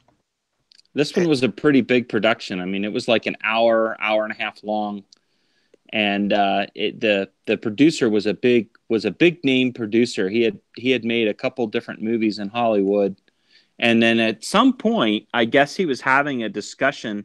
He had become a libertarian, and he made a discussion with someone about the legality of the income tax, and they said, "Well, prove that it's not illegal, or that it's illegal." And so he basically decided to turn it into a giant documentary. And Aaron Russo? Thank you, Aaron Russo. That's it. I think I found it for you, mate. I found it on some website called Our Greater Destiny. Aaron Russo's documentary, American Nazis. Yeah, I think it's something called like Freedom that. to Fascism. Yeah, Freedom to Fascism. America, Freedom to Fascism. That's it. He That's died. He died in 2007. And of course, there's a website claiming that he was assassinated. Oh, of course. Which is, that's, when something like that just is kind of laughable because, yeah, he probably was or whatever. That's when, things are bad. That's Poe's law, isn't it? It's hard to understand what's real and what isn't nowadays because everything's fucking satire. Yeah. So apparently he gave a full endorsement to the Free State Project. He was really involved in a lot of different things. He was in a grassroots organization called Restore the Republic. Anyway, if listeners or just anybody that's here on this line right now, if you haven't watched that movie, it's actually really good. There's a couple places where the hair might stand up on the back of your neck when they start getting into some of their more hinky things that governments do to control people. But it's called America, Freedom to Fascism. Yeah, and it's I think I produced by watched it Aaron on Russo. YouTube once. Yeah, it was good. It was a really good production. But because we were on the topic of the New World Order and the Illuminati and banking, he basically really scratched at a bad sore called the 16th Amendment and the unconstitutional nature of the 16th Amendment, the fact that it wasn't ratified.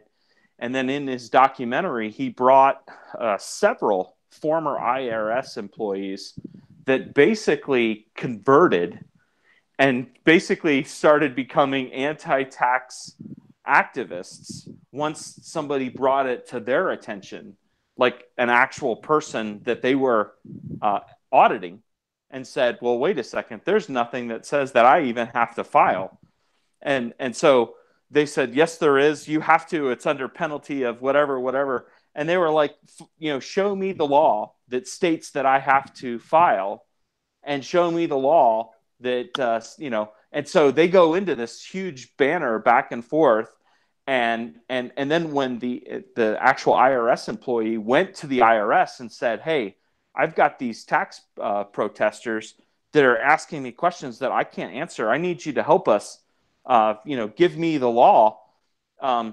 Basically, they were given the runaround from their employees that was like, well, it's the law, but we don't have the law. We don't have our fingers on it. We can't really tell you. And they're like, wait, you're telling us to enforce laws that we don't even know what the law is? Yeah, it's a complete joke. Well, Yeah. I with my security business, I always do owner contributions. Like I just finished paying Jeremiah actually for helping finish my webpage. And I always transfer money as an owner contribution into that business bank account.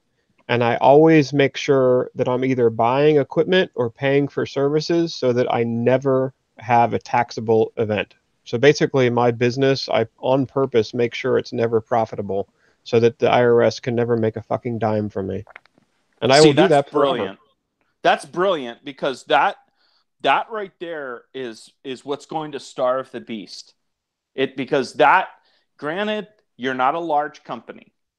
And so you're going to be small enough that you're going to stay outside their target list, so to speak. If you were a large company and you tried to do that, you'd probably be in a different category, because they would find something. They'd find a section of whiteout that you applied to a piece of paper that proves that somehow you were cheating them. And so what I would say is good on you, because that's what we need. We need more companies that do that and more people that do that. I think that kind of is a good segue for agorism. If anybody wants to talk about agorism, I'm a big fan, but basically it's starving the beast, by way of denying the state revenue. Yeah, well, Travis in chat's talking about something too that's worth bringing up related to taxes, and that's Peter Schiff's dad. I mean, he got sick in prison, and they wouldn't even let him. He was an old man to start, and he got like deathly ill, and they would not let him out to finish his life outside of prison, and he died in prison. They were that much of assholes, basically. They wouldn't even let him come out, and it was all over an unpaid tax bill. So they don't care. You know, if you don't pay it, they'll send guns, you know, men with guns basically to make you pay it, and you'll go to prison if you don't. So yeah, they're pretty serious about making examples out of people if they Well, don't follow through and do what they're told. and it's always really good to remember that that every government edict is enforced at the barrel of a gun. Like, if you and I try to come to an arrangement and you don't like the terms of the arrangement, or I don't like the terms of the arrangement, we can back out of the arrangement. The government will not let that happen because that's not the point. The point is that they will extract what they want from you, even if you don't want to give it to them. I mean, Aaron has been there for a while. He knows this from experience that the government isn't really interested in listening to you. It's interested in its bureaucracy, and that's it. Yes. Another good source is an oldie but goodie. It's the book that I read a while ago, Behold a Pale Horse by Yes. Bill Cooper. Yes, yes. And by the way, the pale horse in front of Denver International should tell you all you need to know about the elites. That's funny. I've got that book on my shelf and I never read it. It's actually related to that. I just thought it would be like, Oh, you know, absolutely. about rifle shooting and stuff. No. It's all about one world government, what the elites do. They do this thing called shock testing, where they'll intentionally destroy a market just to see what will happen, like how people will react to it, and then they'll collect all the data, and then they'll go away for a little while. Then they'll do it somewhere else, and they'll do it regionally. And that was one of the big takeaways from that book. I read it years ago, but that still sticks in my mind. The guy also, correctly predicted 9/11, correctly predicted the invasion of Panama, like all these things. And of course, he was gunned down in 2001 for, once he started asking questions about 9/11, they made him go away real quick. He was suicided. Yeah. And he clearly writes in his book, like, look, I am a lucid, logical person, and if I get suicided, like, it wasn't me. Yeah. Yeah. And guys- by the way, anybody who dies in proximity to writing about this shit, you know what's up. What were you gonna say? Well, I always tell people related to that specifically that it was a murder until proven otherwise. If they say it was a suicide, it's a murder until proven otherwise, and all these false flags are false flags until proven otherwise. But do you guys actually have Jeff Cooper's other book called To Ride, Shoot Straight, and Speak the Truth? That is an excellent book. I am a big fan of Jeff have Cooper. never read that. You're gonna have to lick it. I met his daughter at the Small Arms Review, the SAR show up in Phoenix, and it was incredible just sitting and talking with her. She was actually there signing some of his books, as his daughter, and just basically she had like a little booth, and I was sitting and talking with her for quite a while. Actually, we ended up going to dinner together. It was her and I and my wife. Wow. And Boston Tea Party, Kenneth Royce and Bill Bupert. We all went to dinner together. It was actually a really nice evening, and she is phenomenal. I'm a big fan of Jeff Cooper and a lot of things that he said. I will tell you that at the time, the mindset of what you got out of Jeff Cooper's writings, of course, were not going to be pro-free market in the sense of like drugs, right? You won't get that because that was a different mindset then. Because the people who thought the way that they thought then believed that the only people who did drugs were communists. Crazy. And I can understand that because I was raised that way in the John Birch Society, where basically, my father was a John Bircher from the 60s, and he basically believed that, the whole the 1960s and the drug wave and all of that was basically to promote communism. Now, I've heard some pretty strong arguments for that. However, what I would also tell you is that trying to control the drug trade in and of itself is its own form of communism. and that's not something that you would get from Jeff Cooper. Too bad he can't be here to have this conversation with us, because probably I could have gotten Bill to dial in, because he's taking a hiatus from coming on to podcasts, and so I think probably a lot of what I've learned is probably from Bill. So consider he's here, he's kind of here in spirit. He's there in spirit, yeah. He probably dials in, and he probably bites his lip every time I misspeak or say something that's incorrect, because every now and then I get an email from him. It's actually this, or it's actually that. So I love him. I mean, he's really my mentor. I think it's important for every man to have a mentor that's about 10 years older than him. It saves you 10 years worth of mistakes. It's true.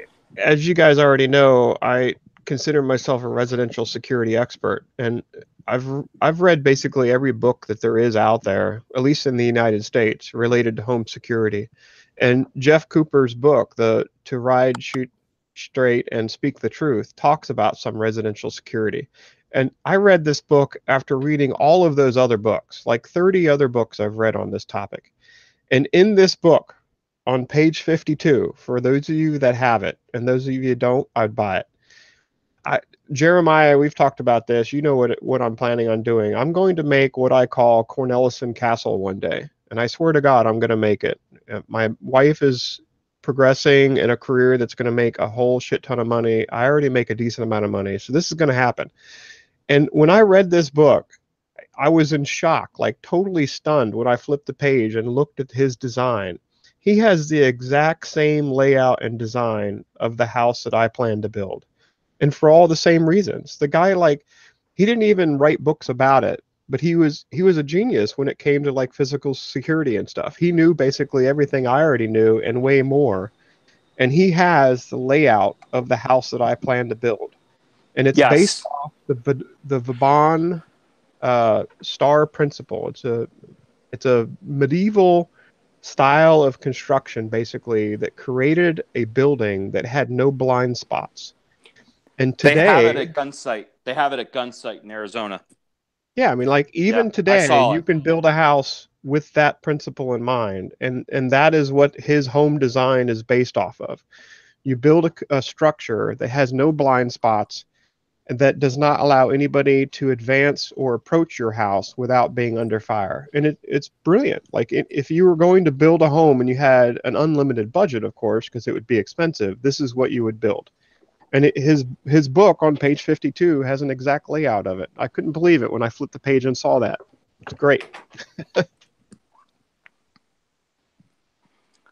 So you and I will have to have a conversation, because, on Twitter, everybody seems to think that I actually own a bunker, like a really big bunker. It must be like an island kind of bunker, like an entire mountain kind of bunker, like with aircraft and bombs and guns and cannons and helicopters, attack helicopters. And so those kind of jokes kind of bounce back and forth. And I get a lot of people that say, oh, we're coming to your place during the collapse. And the truth is, there's a certain number of people that it's beneficial to have, because then you've got an additional security level, because you have more eyes. And so that means you can rotate and people can actually sleep. And there's a lot of interesting lessons that you can get from some of those silly movies or series like Walking Dead. My daughter and I actually are going through and rewatching all of Walking Dead. Now that she's 17, we're going through and we're basically critiquing the decisions that they make in the show Walking Dead. And of course, in the Walking Dead, the one thing that they're missing is some place that they have standoff. And then, of course, as soon as they have a place that has standoff, what do? They make sure that they leave the back open so that people can come and go, or walkers, so that they have no control over it. And of course, part of their standoff is we're not going to have any plans for any tracked vehicles or large vehicles that can drive over the fence lines and let the walkers in, which is what happens. I don't want to spoil the season number, but it does happen. So it's kind of interesting. The whole thing, it's part of it is disappointing, because they really didn't apply some simple fundamentals as far as mobility and counter mobility. But ultimately, there's still some lessons to be learned. And so not to counter plug your book, because I absolutely love anything that Jeff Cooper wrote. But what I would say is that there's a lot of lessons to be learned in a lot of things. And so what I do is I sit through and I'll have my kids be like, okay, well, what did they do wrong right there? They turned their back to the door. What did they do wrong here? Oh, well, they didn't do security. They didn't go through and search the entire place before they set up in this room. Simple things like that I think are also good. And it is difficult to secure a place. So at some point, you and I are going to have a conversation, because I do plan on doing some unauthorized additions. And one of those is something that's probably a little more hardened. And so we'll have to have that conversation at some point in the future. Yeah, and hey, maybe at some point we could just have an entire stream dedicated to, in fact, maybe that would make a good sequel to this one, where we could shoot the shit about personal security, about how to best, secure yourself in any sort of environment, how to build a bug out bag, that sort of thing. Would y'all be interested in that? Oh, Dad, dude, definitely. I just orgasmed right now. I'm sorry. We could easily do multiple shows on a topic like that, yeah. Well, then let's do a general show next Sunday, and if we need to, we can spread it out over a few, because I also think that Daniel was fucking getting more than a little irritated that this was always the subject. But we do have another hour, so let's get slightly back on subject and do imagery, because there's a shit ton of imagery and symbolism everywhere, and I'd be interested as to how much of it you guys think is legitimately tied to specific actions, specific events, and how much of it is just a pretty painting or something. It's funny you should mention this. 6 of one, half a dozen of the other, mate. But what were you gonna say, Aaron? Well, one of the reasons why I was late was A, because my dad called and I wanted to talk to him, and B, because I went down the street to this new tea place, and it's like a locally owned, fair trade, organic crap, basic Southern California crap. And the lady behind the counter has like fucking pink hair and all kinds of piercings and metal in her face, and is probably a communist. But as I was waiting for my tea to get made, they put up a new painting of this abstract black and white picture of this businessman with like a fucking deer head. Like he has like a suit and a tie, and he has a fucking Starbucks style coffee in his hand and a pipe in the other, and then like a big fucking deer head. And I'm like, my conspiratorial brain was like, oh man, that's satanic symbolism. But I don't know. That's Illuminati. Yeah. Well, it's kind of interesting that you bring that up, because when we talk about the Luciferian occult, and there's so many different versions of these types of occults, that it's really, all I got to say is eyes wide shut. Yeah. If anybody has seen Eyes Wide Shut, they should realize that right there was not something that was hypothetical. That shit is real. It does exist. Stanley Kubrick. That was why it was Stanley Kubrick's last movie. Yeah. I'm a firm believer that shit is real, and I believe that every now and then we get a glimpse of what is real by way of either a movie or some type of commentary or something like that, or documentary. And then, of course, ironically, shortly after, whoever produced it dies. For those of us who have not seen that movie, I've added it to my list, but I know It's what you're worth talking watching. about. Yeah, like what do you mean by that exists from Eyes Wide Shut? Like what exactly are you talking about? So on a quick top level, basically Tom Cruise goes to a party, and that party is Very strange. And then when he tries to go back to the location, there's no sign of anything. It's as if nothing ever happened. And it's as if it was all a dream. It just it is a very strange and surreal film, but it does tap into what a certain level of society get up to, and it's a bit weird, to say the least. Well, and what I would say is that the whole reason why he was going to that party was because it was influential people. It was an opportunity to be around influential people because it was a very limited invite list. Oh yeah. You know, yeah. And So going off of that, there was shortly after the Pizzagate, kind of broke, there was pictures of a Hollywood version of something that was very similar. And what they had was they had people laid out on tables, and some of them were real, but then other parts of them, it was just their head, and then the rest of their body had been carved. And what it was is their bodies were actually food. And so Yeah, they made it was, it in such a way that they were basically eating humans. And Yeah, Now- this is like the spirit cooking lady, right? I remember seeing videos Yes. of this yeah, party. Similar. Mariana Abramovich. yeah, Similar, Abramovich but not the and, same. And Huma, who don't forget Huma Adin is Huma in all Abedin, of that yeah. too. Yeah, And also, if you want to watch a fiction that's also it's similar to that, but not the same in that it focuses more on a conspiratorial level because it's called The Conspiracy. Watch The Conspiracy. It's fucking great. It's really, really good. And if you want to get somebody introduced into how to look into this stuff, that's a really good way to do it.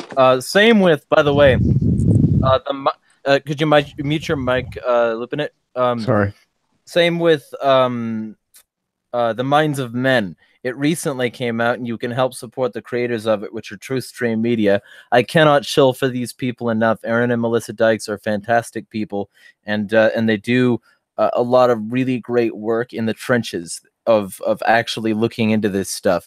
And they took a really long time of making less content in their mainstream channel to make this documentary, which is now available on, I think, both Amazon and Vimeo, called The Minds of Men. And that's about how essentially MK Ultra never really ended, just changed forms. And a lot of these things are related to that. They figured out how to manipulate people, and then they figured out how to force that manipulation, and then they figured out how to make people want the manipulation without force. Sort of like the video that TruthStream also came out with recently, talking about Google's self-writing ledgers of goals that would eventually serve the goals of Google and Google alone. And Google wouldn't necessarily be transparent about what their goals were, but they would just serve a general goal, and people would be just encouraged to do these things in terms of like their exchange for social credit. And so there's a huge amount there. But I would, if you're gonna watch a fiction, I couldn't recommend The Conspiracy enough. It had me very, very upset for quite a bit after watching it. Did you guys see the video, like the recently supposedly accidentally released video of a Google internal? Yeah, that's what TruthStream did a video on, the self-writing ledger. Okay. And so TruthStream basically covers it all, so I would recommend watching that. But what were you gonna say, Finian? So the principle behind that, before people go and look it up and understand it more, is that they're tracking all these data points from people. And their current objective, and they actually say it in this video, they're like, well, for now, the user will direct the path that they take, basically. But the end goal, the objective, is to change that user's perspective and reprogram them so that their end result is actually what some third party, of course, whoever's paying Google the most money, wants them to think. So the whole objective of their ongoing and current objectives is that they are going to change people's thinking and build this like mind or a hive mentality where everybody are more easily controlled through all of these data points so that they're, directed in the path that they want them to take. So there will not be any more individual ideology or individual thought anymore. They want people thinking like ants, and they're going to It redirect. won't work. Yeah, but that is their goal, though. That's like, at least I from know, that but it video, won't work. assuming it's true, right? Well, you say it won't work, but China's doing that right now. They're trying. They're trying. I mean, so far it looks there's not a whole lot of pushback. There's some pushback about doing it in schools. But Daniel, you're saying it won't work while it's working. You're saying it won't work while people are already doing these sorts of things on their own anyway. Well, the argument against saying it will work is that China is a completely different culture. No, but here's the thing though, because so Pokemon Go is a really good example that I constantly bring up because it's a CIA venture capital run application that rewards people for wandering to specific locations with recording devices regularly. And whatever locations they happen to put a Pokemon at that time regularly in exchange for cartoon fucking animals. And when I bring this up to people, they're like, oh, well, that's ridiculous. That's absurd. Nobody's ever going to use that for anything nefarious. But, it's just Pokemon. But it's not fucking just Pokemon. It's specifically an evil institution called Niantic running the joint. And when they do this, when they have this evil institution known as Niantic running the joint, you got all of this potential evil that can come along with it. And that's just in exchange for cartoon animals. You give people social credit. You tell them that they can get specific points or whatever that would make them a higher standing person in the community. They made a Black Mirror episode about that. And speaking of also British fiction, speaking also of British fiction, Doctor Who, the fucking doctor, he uses the sonic whatever screwdriver thing on a phone, and suddenly everybody's catching Pokemon outside and they can infiltrate a building. They're laughing at us. The elites are fucking laughing at us because it's not that it won't work, it's that it's working now. For most people, yeah, it does work, unfortunately. It gets back to the same thing that I always get to, is like, what if us, the people on this call and the people listening to this call, what if we're always the vast minority? What if we're always outnumbered and we are always surrounded by zombies, or what I call well-programmed and dangerous robots?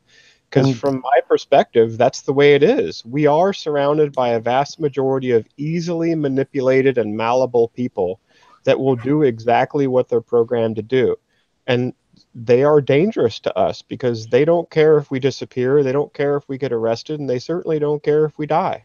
And if I can pointed out their number one weakness. If I can add to that, though, not only do they not care, but they will willingly turn us in just simply because of the things that we say, because we heard somebody say something that was considered hate speech, or we saw somebody do something that potentially could do harm to other people, say like building a firearm or learning how to defend themselves. And what I would say is all of this is part of social engineering. And there was Bertrand Russell talked about this in the future, because he was talking in the late 1800s, talking about the use of science in society. And one of the things that he saw was basically how governments could shape what people believed without people even realizing why or how they arrived at that conclusion. And I would say that that's exactly what we're in. And that's exactly what social engineering is. And I believe that it is in the world today. I believe that it started with just mass media, whether it was television programming, which literally is programming, or if it was stuff that was on the news to shape what people believed about certain things. And we all know that, the drive to control education, which later became, how people reported information, whether it was reporters or news journalists or things like that. In all of those programs, that's where social engineering began. and then it spread from there. And when you were talking about the successes of MK Ultra, I would say that's where they saw the most success, because they don't have to put us on LSD. They don't. If you've seen the movie Jacob's Ladder, they don't have to put us on drugs.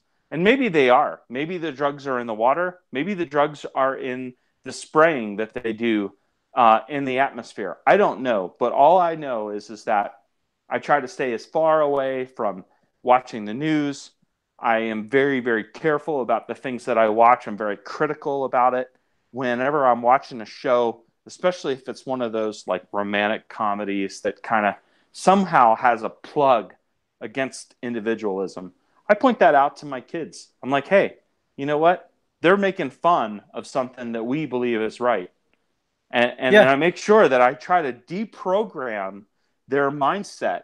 And the other thing is education. Fucking education is not education.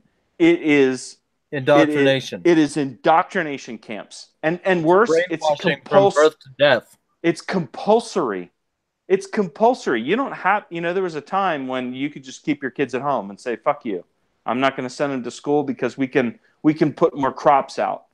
And now it doesn't work that way. Now what you have to have is you have to have a reason, or you have to have, oh, well, this is our curriculum. And it has to be some kind of state-approved curriculum. And so what I would say is like, if you listen to educators talk, they believe they own your children. Your children don't belong to you. They belong to the state. And all of this is the inculcating, concrete freaking burial tomb of individualism called social engineering. And I hope, by the way, that everybody goes and supports alternative media and the specific outlet Truth Stream Media by going and renting The Minds of Men or buying a copy, because if you do, they go into how MK Ultra is like the tip of the iceberg, and how you don't even know all of what MK Ultra had. They don't even know all of what MK Ultra had.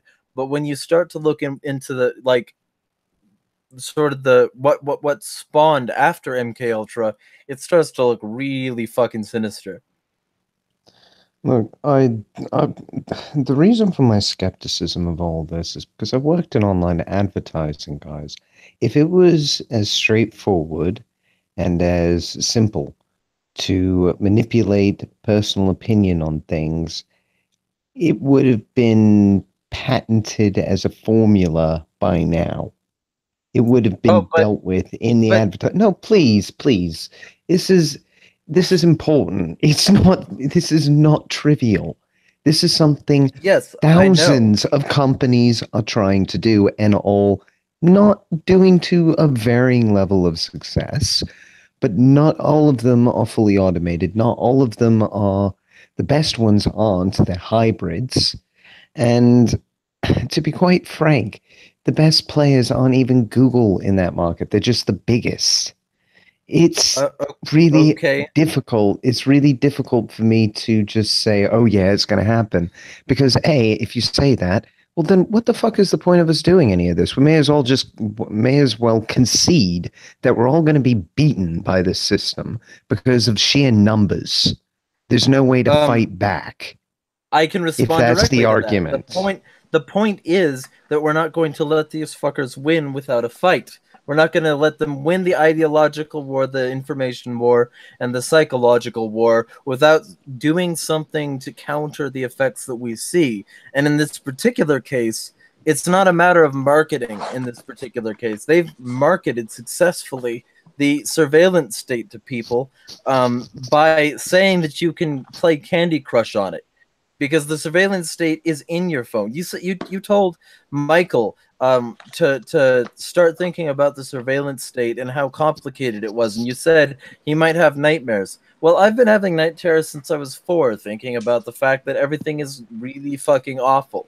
And realistically speaking, man, I don't think we're going to win, because I do think that there are a huge amount of people with a well-vested interest in us losing. But at the same time, they don't have to do this in a very specific way. They don't have to get you or me on board, and they don't need us on board either.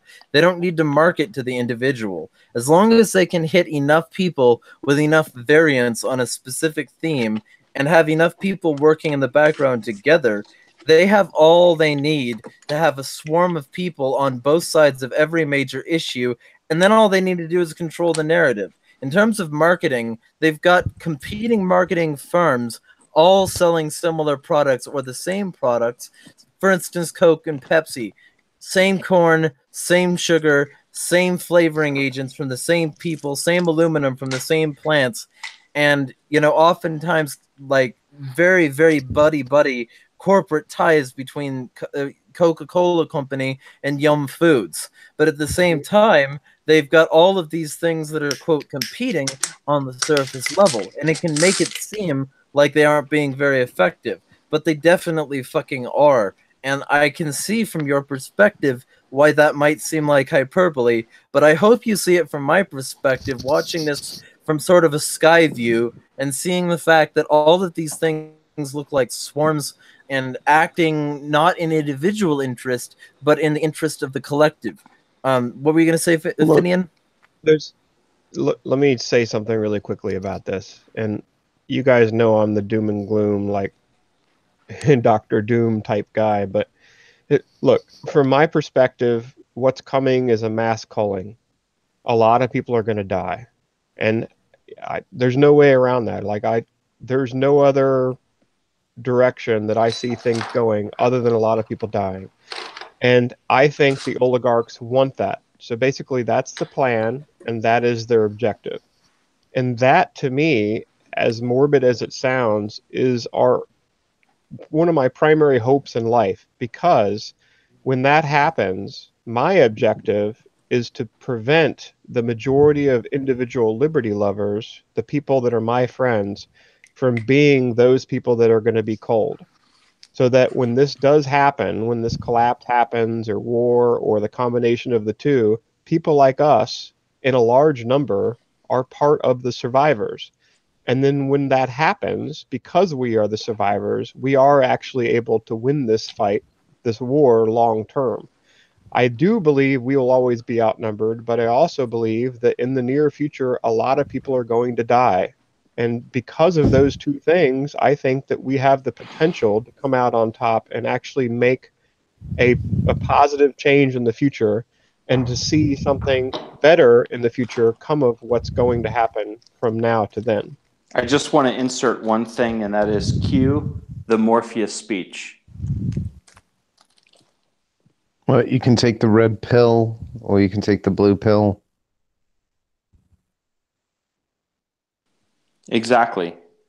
That's my thoughts exactly, because basically that is a perfect parallel to exactly what is actually in existence right now. And the arguments against all of this fall on a very, very small minority. And I like to look at them very much like the people who are ready to be unplugged from the matrix. And I know that everybody refers to the red pill, and honestly, it's been over-referenced, which is why I don't use it all that often. In fact, sometimes I call this the black pill. But the point is that at some point, people start to realize that the system that they look around and that they actually see themselves liking is most cases feeding on them. And this is a perfect example. But yet, there are people, referencing back to Stefan Molyneux's speech, The Nature of Your Enslavement, which I think is one of the best speeches he's ever done. And it's on YouTube. You can look it up. It's The Nature of Your Enslavement, or This is the Nature of Your Enslavement. And it's a fantastic speech, because basically what he talks about is how some will actually see people questioning the system as a threat to their own survival. And that's exactly what we have now. You have people, if you see something, say something. That's because they basically have learned that if you can get other people to turn on each other, you can get them to turn themselves in. See, now you don't have to go out and find people by way of, newspeak or, thought crime, because now you can have people turn them in. Maybe they report them by way of Facebook. Maybe they Okay. report them by way of Twitter. But at the end of the day, I absolutely believe that all of this is part of that larger social engineering aspect that I'm talking about, where it is a form of mind control. Well, I've got neighbors that I have one of my neighbors on my street, and I live in like on a street with a bunch of townhouses and duplexes, so it's a lot of people in a small area. One of my neighbors gave me all of their guns because they were uncomfortable having guns in their house. I have another neighbor that can't have guns in their house because they're too afraid to have them. And the neighbor that gave me their guns one day said, in relationship to something that they found out about me, they're like, "Oh, well, that explains a lot about what's wrong with you." And I was like, "Excuse me?" So basically, they think that I'm crazy for having guns. And all of them, like basically everybody on my street, they're normal for not having guns. And I will tell you, and I've told other people in the past, and I'll gladly say it again, military style weapons are my line in the stone. If the government makes an attempt to disarm me of those weapons, I will start killing people, because I will not end up in a situation like Nicaragua or Venezuela or Odessa in Ukraine, where I am fighting people with guns and all I have is rocks. I would Right. rather die than see that happen. I And I agree. think these oligarchs, they know that there are people out there like me, and they're kind of in a bind. Like, they don't know how to fix this problem from their perspective, because Yeah. I'm telling you, there's millions of people that agree with me, This and this they will is have a where hot revolution if they try to take our guns away.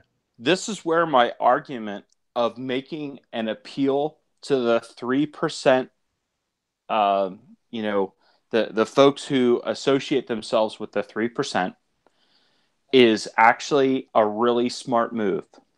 Because the one thing that I have seen in the voluntarist, anarcho-capitalist, free market anarchist side, okay, is that I have seen a very large number of people who say, "Oh, the government said I can't own this gun. Well, fuck them. I'm going to 3D print it."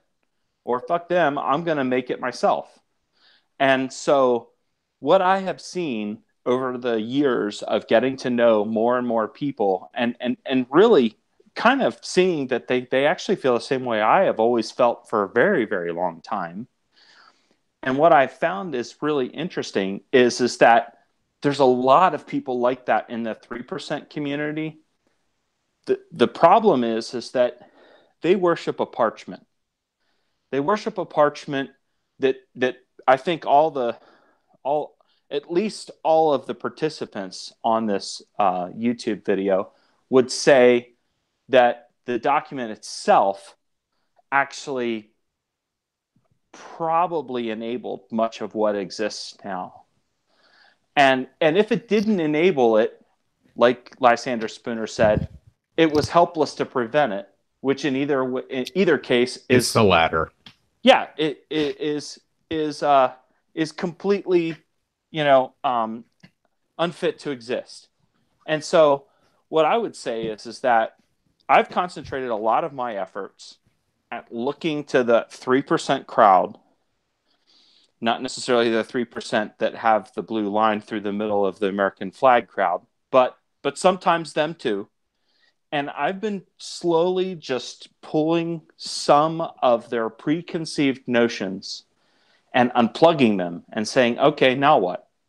Okay, so say the Constitution did this and this and this. It didn't prevent prevent FDR. Because they want to make it look like it's only a recent failure of the Constitution. Like, oh, this is all recent. Well, FDR, right? Let's look at that for a second. Look at the constitutional crisis that existed at the time of FDR and what he did. Or Lincoln. Or Lincoln. Yes. Thank you. And so when Wilson, I mean, you name it. There's a Yes. president that's put us into a constitutional crisis of some description. All of them have done it. Exactly. And I would say that there's probably not a Congress that hasn't put us in some type of constitutional crisis. And so what I would for say fuck's sake, Washington did it. Right. The ink wasn't even dry. And he wanted to impose a tax on whiskey as I pour my taxed whiskey or my taxed fucking scotch. I'm on my second glass now.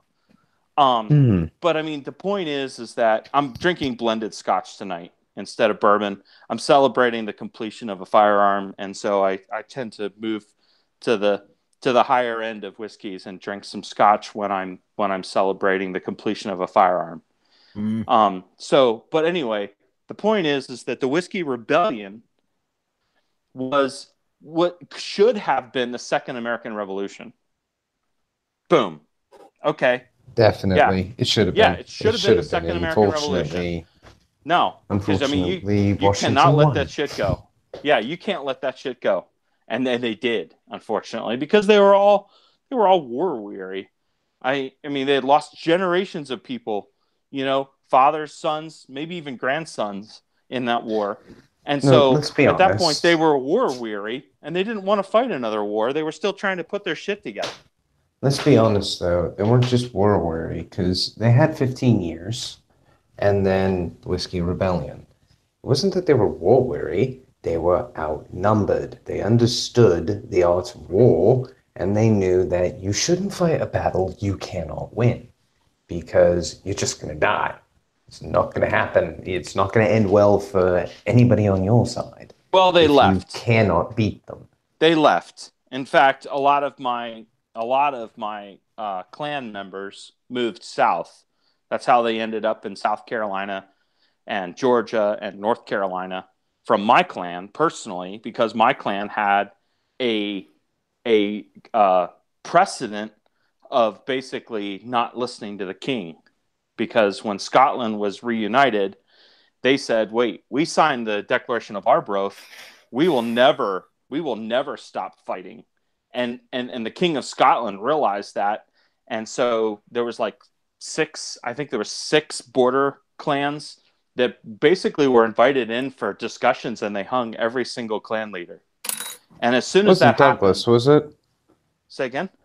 Wasn't Douglas, was it? It was one of them. Yeah. Yeah. There was a good right number. Out of the movie Braveheart. Yeah, it was. That track. Yeah, that's right.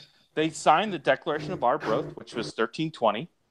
And in the 1600s, when Scotland was actually starting to become united underneath Scotland or underneath England, there was only a few clans that actually decided, or had already, they signed it and they said, you know what? We signed this.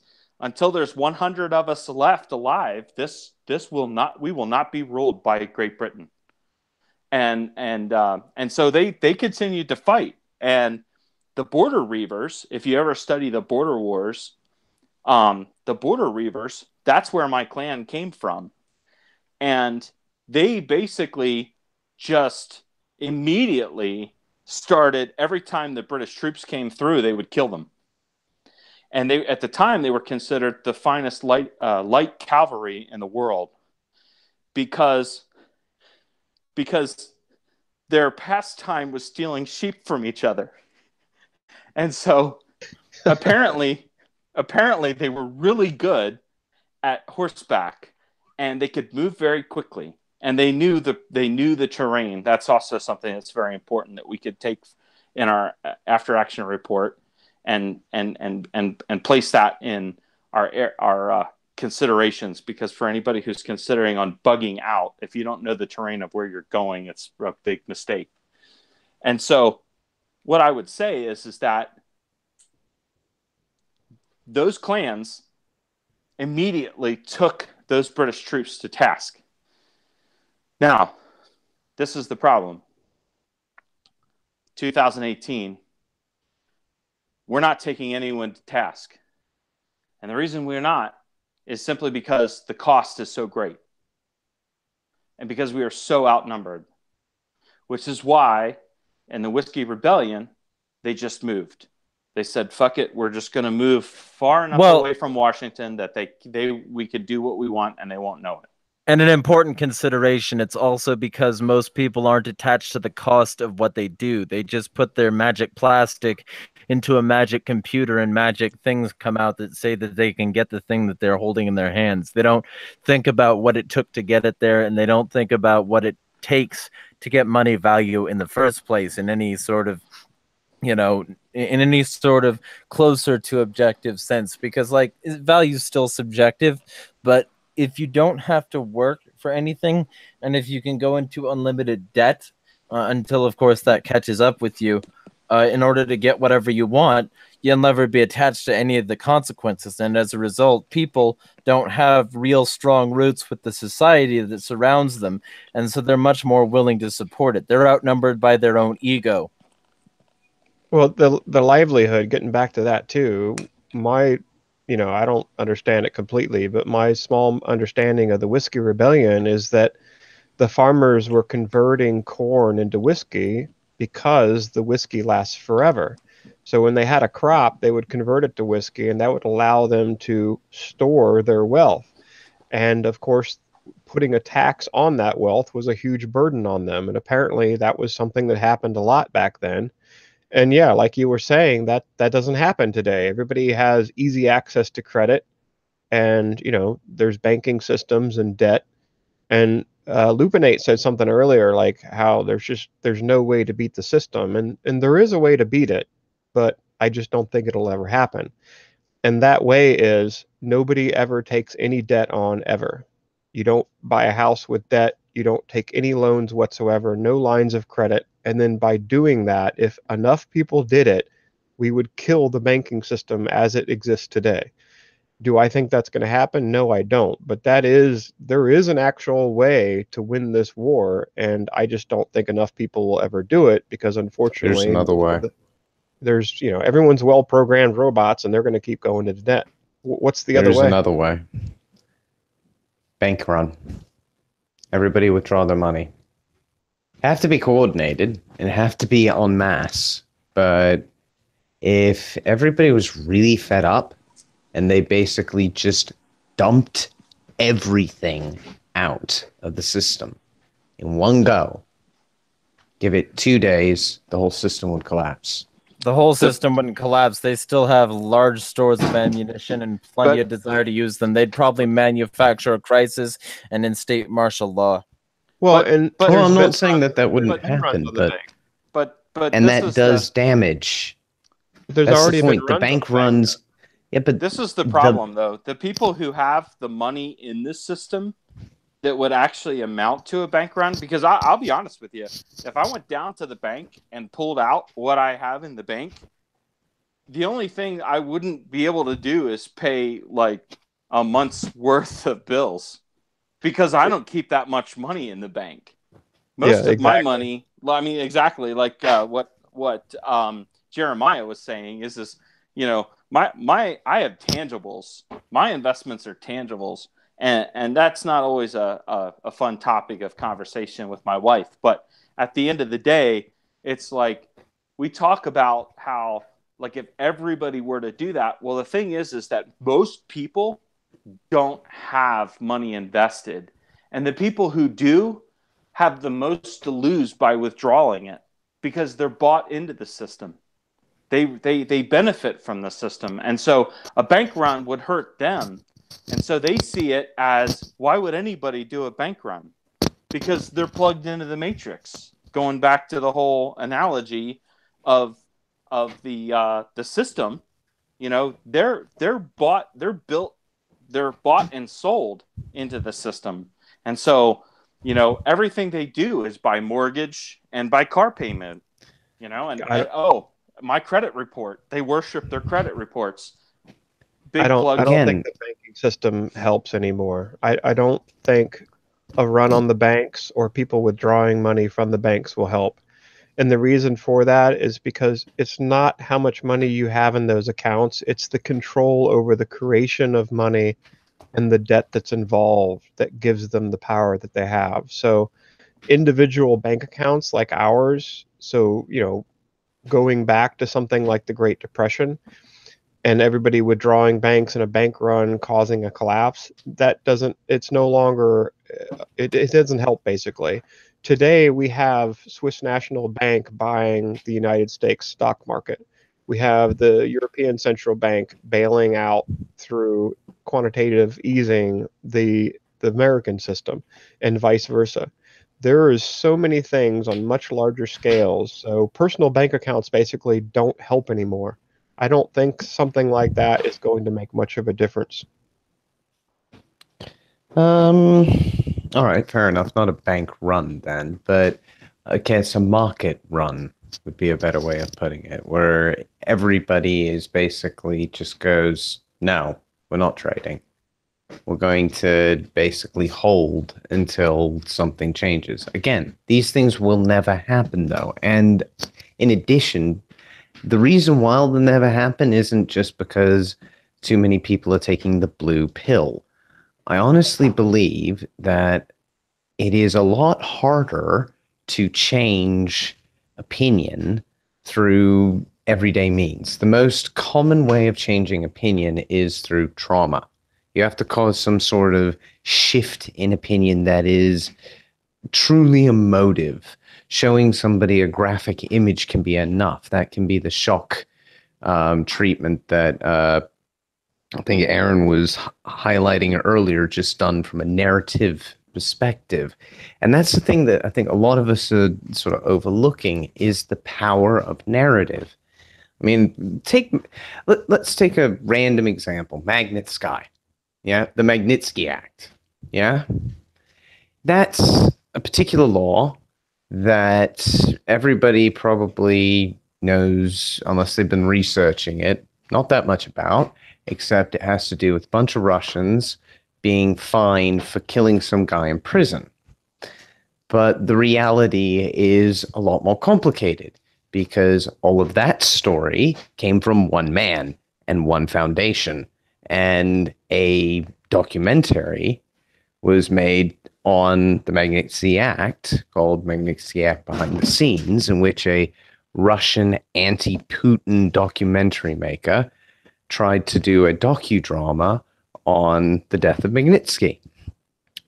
And he really struggled doing it, because when he started looking for the realism aspects of it, the documentation didn't back up anything that Browden claimed.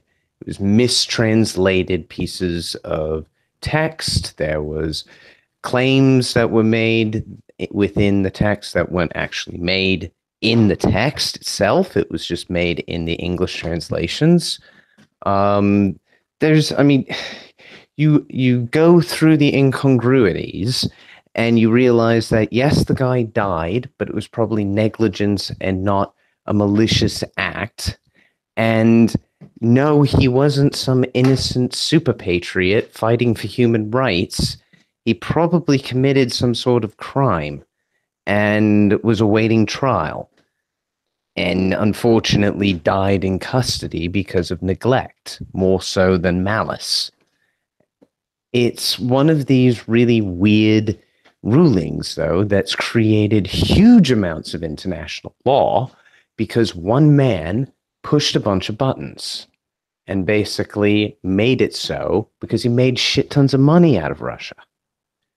Now, when you look at narrative, he's managed to keep control of it because he has a lot of influence.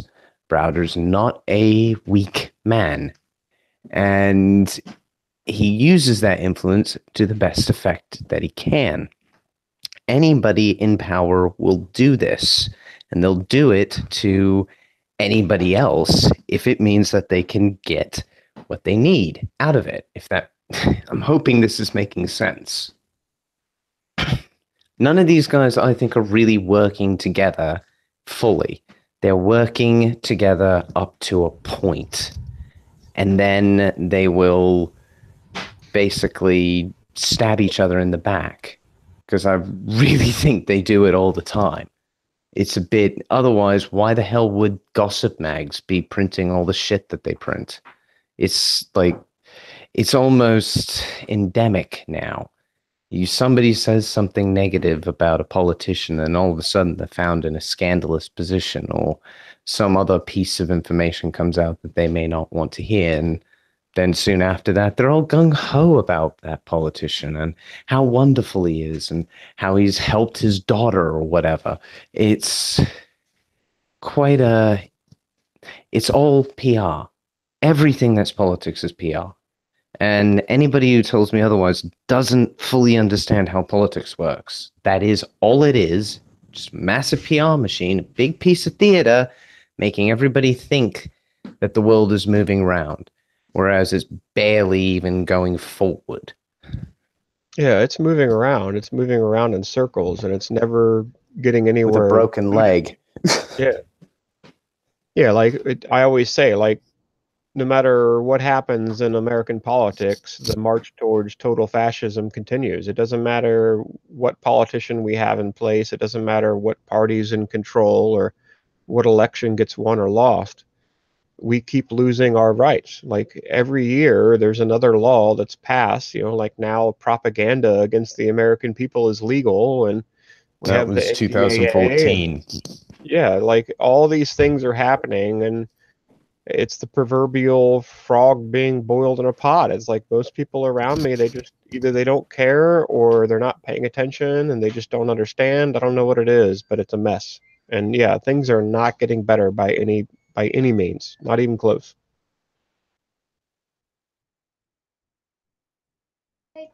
You able to stay connected now, Jeremiah?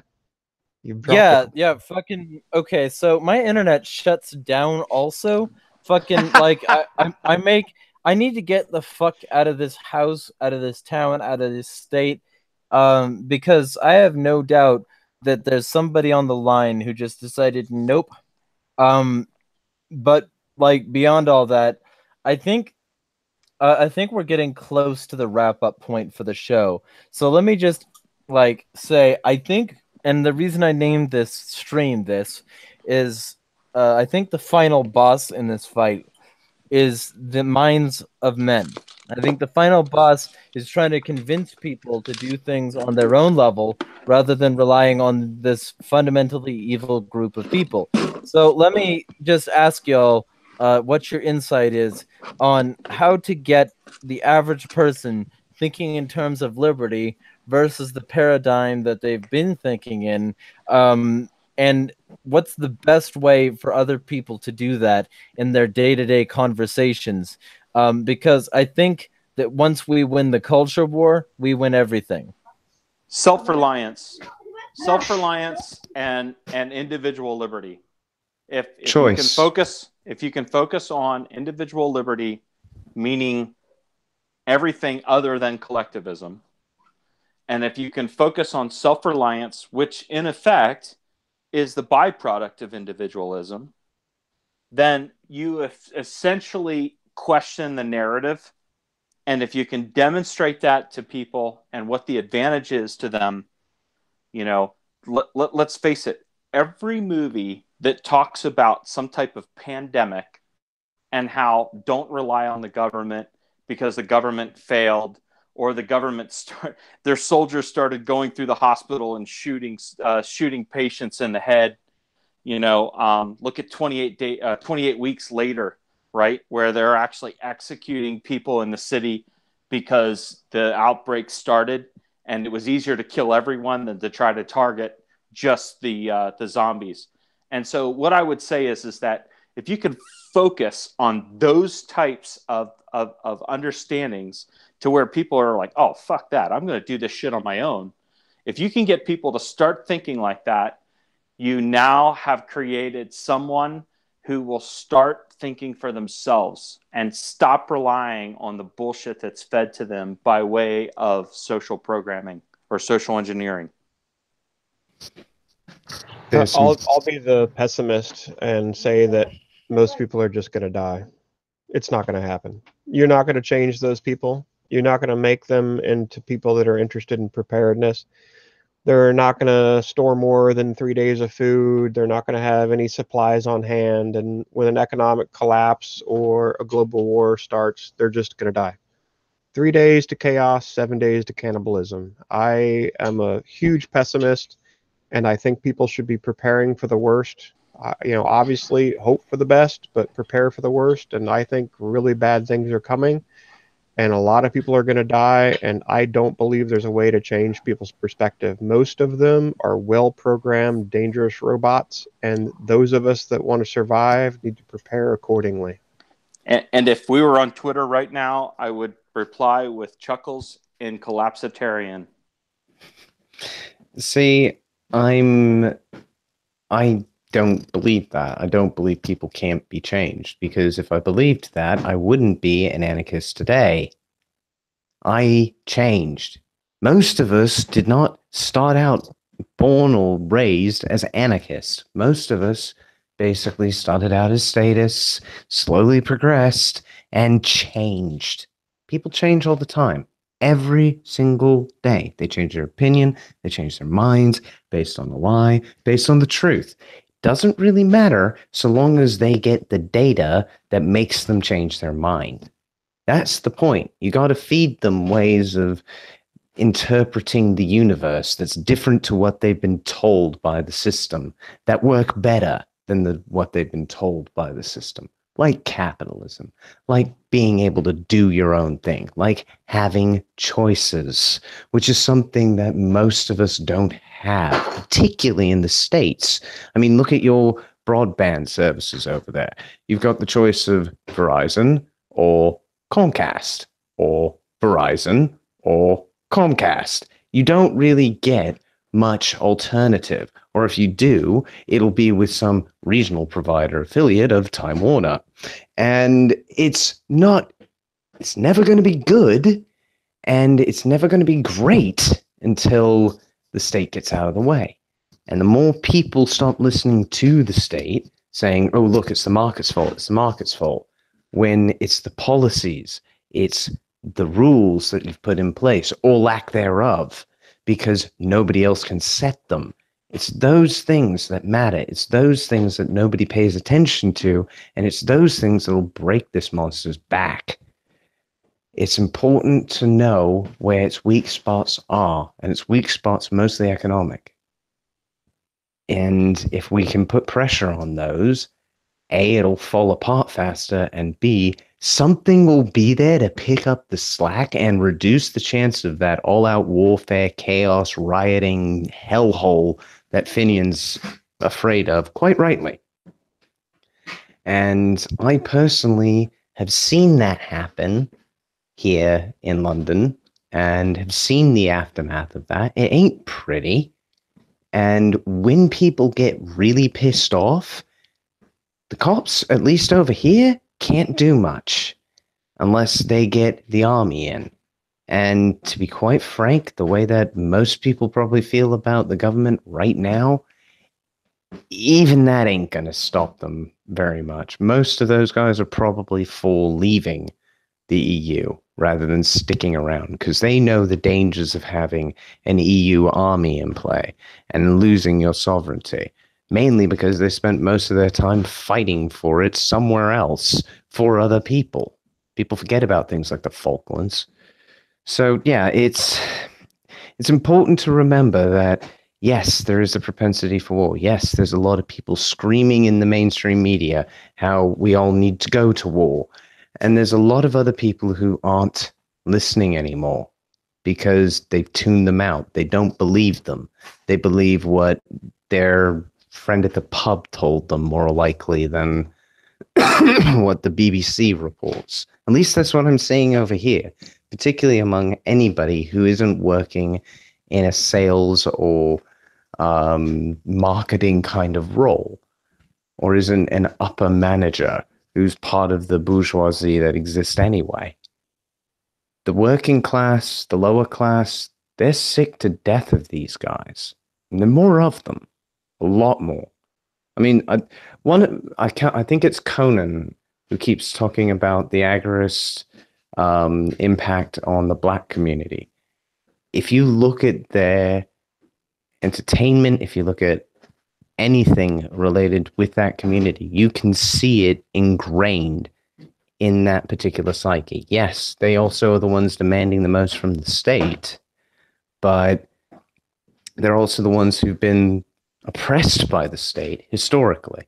So they're just trying to get what they felt was owed to them based on the system that's there. If you were to say, well, if we got rid of that system, what would you think?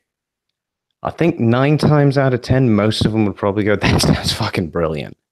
Let's just have our own. I think that's how most people feel deep down. There are a lot of people who would say, but I'd want to have a government. You know what? You voluntarily want that? Fine. I don't mind. Just don't make me contribute to it. Unless I absolutely have to or actually think they're worthwhile. Let me make that judgment for myself. Don't put it on me.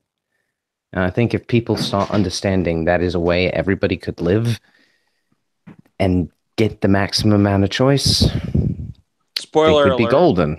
Spoiler alert. I don't want just the tip. I don't want any of it. No, that's fair enough. And I personally don't either. I'd like to maximize my opportunity. Thank you very much. That's the whole point of capitalism. But I ain't going to do that if I've got a state in the way. So The West please, has already move it created- aside. The West has already created so much debt. There's no way out of this, though. Like, the debt's not going to magically disappear. Our currency, I say our, but the US dollar is not going to magically become worth all of a sudden a lot more money. These things are not going to happen. So I'm not going to say they are. But if I don't have any see debt, no good way out of it, though. but if you have no debt, when the whole system collapses, I mean, I'm in a very good position. I have practically no debt. I have debtors at the moment who are waiting for payment, but they are also waiting for payment from an insurance company. Unless the system collapses in like the next month, I'm probably cushy. And Okay. I'm not seeing it happen then. It'll probably happen next year, to be honest. So What happens by when then, your I'll be fairly fiat- safe. Okay, so let's say tomorrow your fiat currency buys nothing. Are you still okay? For the most part, yes. Because most people aren't. That's Well, my main concern, yeah, because people the think truth that is- their money, their fiat money, is going to keep buying things, Yeah. and no matter what else happens, when your currency no longer purchases anything, you're screwed. And most people are not preparing for that situation. That's my main But- concern.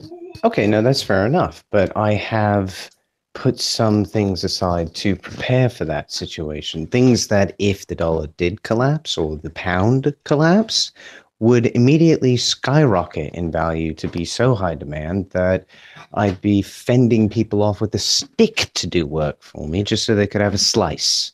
It's that kind of principle. You need to plan. You can plan economically very simply in advance of this just by buying physical metals. It's very straightforward, not difficult for anybody to do, and doesn't really require much registration in the States. It's really piss easy. In Britain, a little bit harder, but it's doable. You just need to like give bank account details, and you'll still get the physical metal in the end. So, all in all, there are ways around having a major fallout. And if everybody buys a little bit of silver, if everybody buys a little bit of gold, if they can afford it, they will make something out of the crash instead of losing everything. And by doing that, they can insulate themselves from that fallout and actually be able to buy things a lot cheaper than they probably would have been able to otherwise. There's always swings and roundabouts. Never forget, markets are always in flux. If one thing goes down, something will go up in response very, very quickly. Well, if fiat currency loses its value entirely or goes back to its true value of zero, which is basically what the US dollar should be at this moment, then yeah, if you have something to purchase or barter for goods other than fiat currency, you'll be fine. But my main concern is that most people don't. And that's the reason why I always tell people that I hope you do. And by having a means to purchase things, I mean something other than fiat currency. And that could be silver or gold, junk silver or something like that. But at the very least, have something to barter with. Because that's my main concern, is that if you have nothing other than cash, you're going to be cold and you're going to be hungry. And people like that are going to be the ones that will die. And I don't want my friends to be those people. That's fair enough. That's right. And when you talk about barter, a great barterable item is bottles of whiskey. And the reason I say that is because when shit goes wrong, there are some people who will trade just about anything just to find something that actually serves as a depressant in their life. And so it sounds terrible, but, you know, trading a bottle of whiskey for a case of ammo, for instance, might actually better your position. And quite frankly, a case of a bottle of, you know, say not a fifth, but like an actual large, like 950. I don't know what the size is because I don't actually buy them. But let me see. This one's empty because I just finished my bottle of scotch. They've normally moved on, so it'll be like a liter or 750 milliliters. Yeah, because it's a big bottle. I mean, it almost looks like a gallon. It's that big because it's a blended Scotch whiskey, and so you know, a bottle like that, you know, I probably paid $35 for, or $42 at Costco or something, and what would I pay for a case of ammo? You know, if I were buying a case of ammo today, I would probably pay between $200 and $275, maybe even $300, depending on the caliber. And so when you start to see that kind of parity and a collapse, just because simply some people would rather have a bottle of liquor than a case of ammo, that may not be a good comparison, because it might be something like, you know, maybe a couple hundred rounds of ammo, maybe a half a case of ammo or something like that. But at the end of the day is that I think you can't go wrong with investing in ammunition. You can't go wrong in investing in alcohol, and you can't go wrong in investing in bullion. Just like Lupinate said, I agree with that. Having silver, having gold. I think silver is a little bit more divisible, and I think it's probably a little more practical, because if you need an ounce of gold to buy a meal, well, I mean, if you're truly trying to hedge bets, then you should just have a diverse portfolio anyway, and that should include silver. That's right. I absolutely agree. Silver over gold. I would say if you have 100 ounces of silver or 1,000 ounces of silver, then maybe an ounce of gold.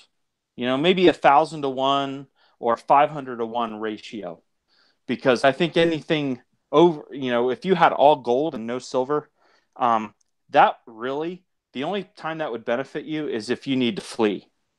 Because trying to move 1,000 ounces of silver is going to be really tough. And, you know, just having a couple ounces of gold in your pockets while you're running is pretty good. But running's not a good strategy. And, you know, that's why I have ammunition, because I don't plan to run.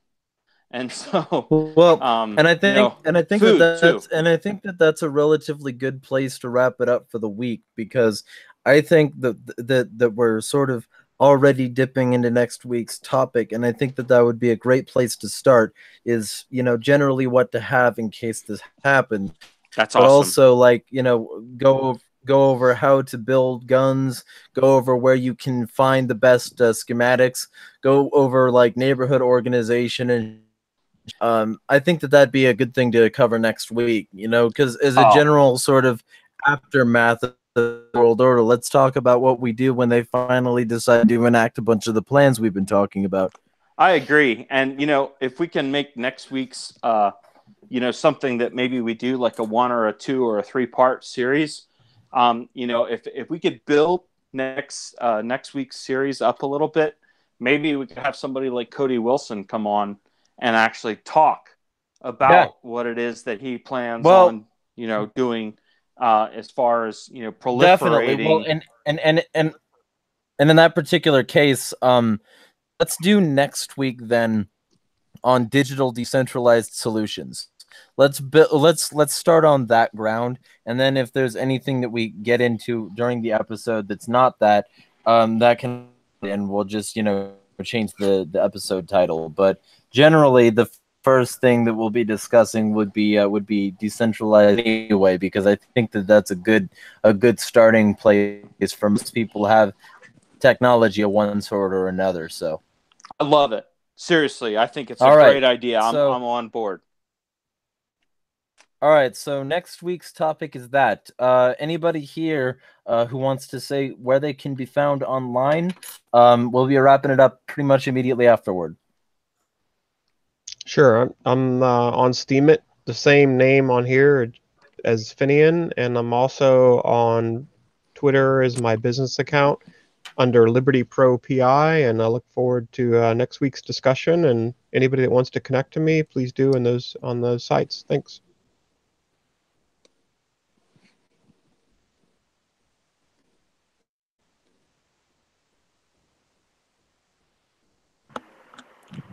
Okay, anybody next? Yeah, I'll go. I'm Aaron, and you can find me on Twitter at Cape Codpiece.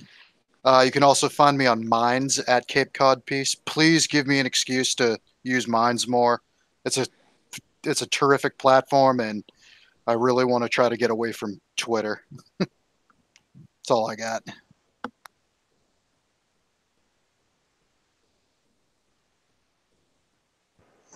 So I guess I'll go. Michael, and you can find me on Twitter at not_a_spy, spelled SPI. Also, I've got another Twitter account that's going to start becoming active, as well as a Steemit account, both at Stateless Cook, where I will be discussing finding and providing foodstuffs for yourself without influenced by any form of government. Hey, I'm Lupinate. You can find me on Minds and Discord as Lupinate, or on Steam as the Anarchic Wolf. And I've just added you, by the way, Aaron, to my Minds account. So yeah. Oh, thanks. I added you on Twitter too. What's Michael's Steemit again? Sorry. Stateless Cook. Cool, thanks. No problem.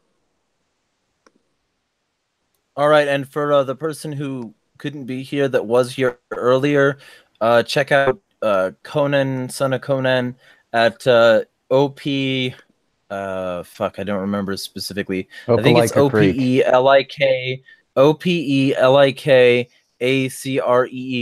I think that's how you spell it. Because it's not phonetic. It's like Opelika Creek or something like that. Opelika Creek. But without an E on the like. So you can find him there, and I would appreciate anybody clicking the links in the description to find ways to support the show. Those that we do, you can catch Looping It at 11 a.m. Eastern Time tomorrow for Bad Morning News. And we're going to be doing that pretty regularly with spots open for other anchors. If you're interested in doing that and you have one or more days a week, you could regularly come on, let me know, and be part of the hour-long discussion that's happening every day. Additionally, there's Real News Wednesday from 6 to 9 p.m. Eastern Time every Wednesday. And obviously Shit Shooting Sunday, for those of you who are new, a single Sunday from 6 to 9 p.m. and you can jump on and join the discussion if you got and there's probably going to be a lot more than 10 slots available shortly, because I just got my Wi-Fi card in the mail for the PC that can actually probably run like a Discord and an OBS stream at the same time. So with any likelihood, that should be able to take this to the next level, and then all so you can support this directly at patreon.com/insanity is free. There are many reward tiers, and most of them involve me making you a banner or a logo or something, and including you in the credits to my videos. And I would very much appreciate it if any of you could help support me on that, doing that. And yeah, I think that's pretty much wraps it up. You got any last words for the audience? Okay, this is Skip, Collapsitarian. You can find me at the Free Rifleman on Twitter. You can probably find me somewhere around latitude 31445 or 455 11023. If you get there and you're looking for scope flash in the mountains, you won't see me because that'll be somebody else. I use kill flash on my scopes. Nice. All right, cool. So bring your clown nose and know the code word. Yeah, definitely. Okay, so see y'all right. Remember, next. Just remember, the only way to be sure is to take off and nuke it from orbit. Yep, definitely. Orbital ion cannon works too, right. but hey. Game over, man. Game over. Yeah. All right, so everybody, thank you. I will see y'all tomorrow, and I'll probably see the people who attended here today next Sunday. Little decentralized solutions to a post-collapse scenario. So feel free to attend that, and as always, smash the state, fuck the system. You remember that. You are the most powerful person you know. Good night, guys.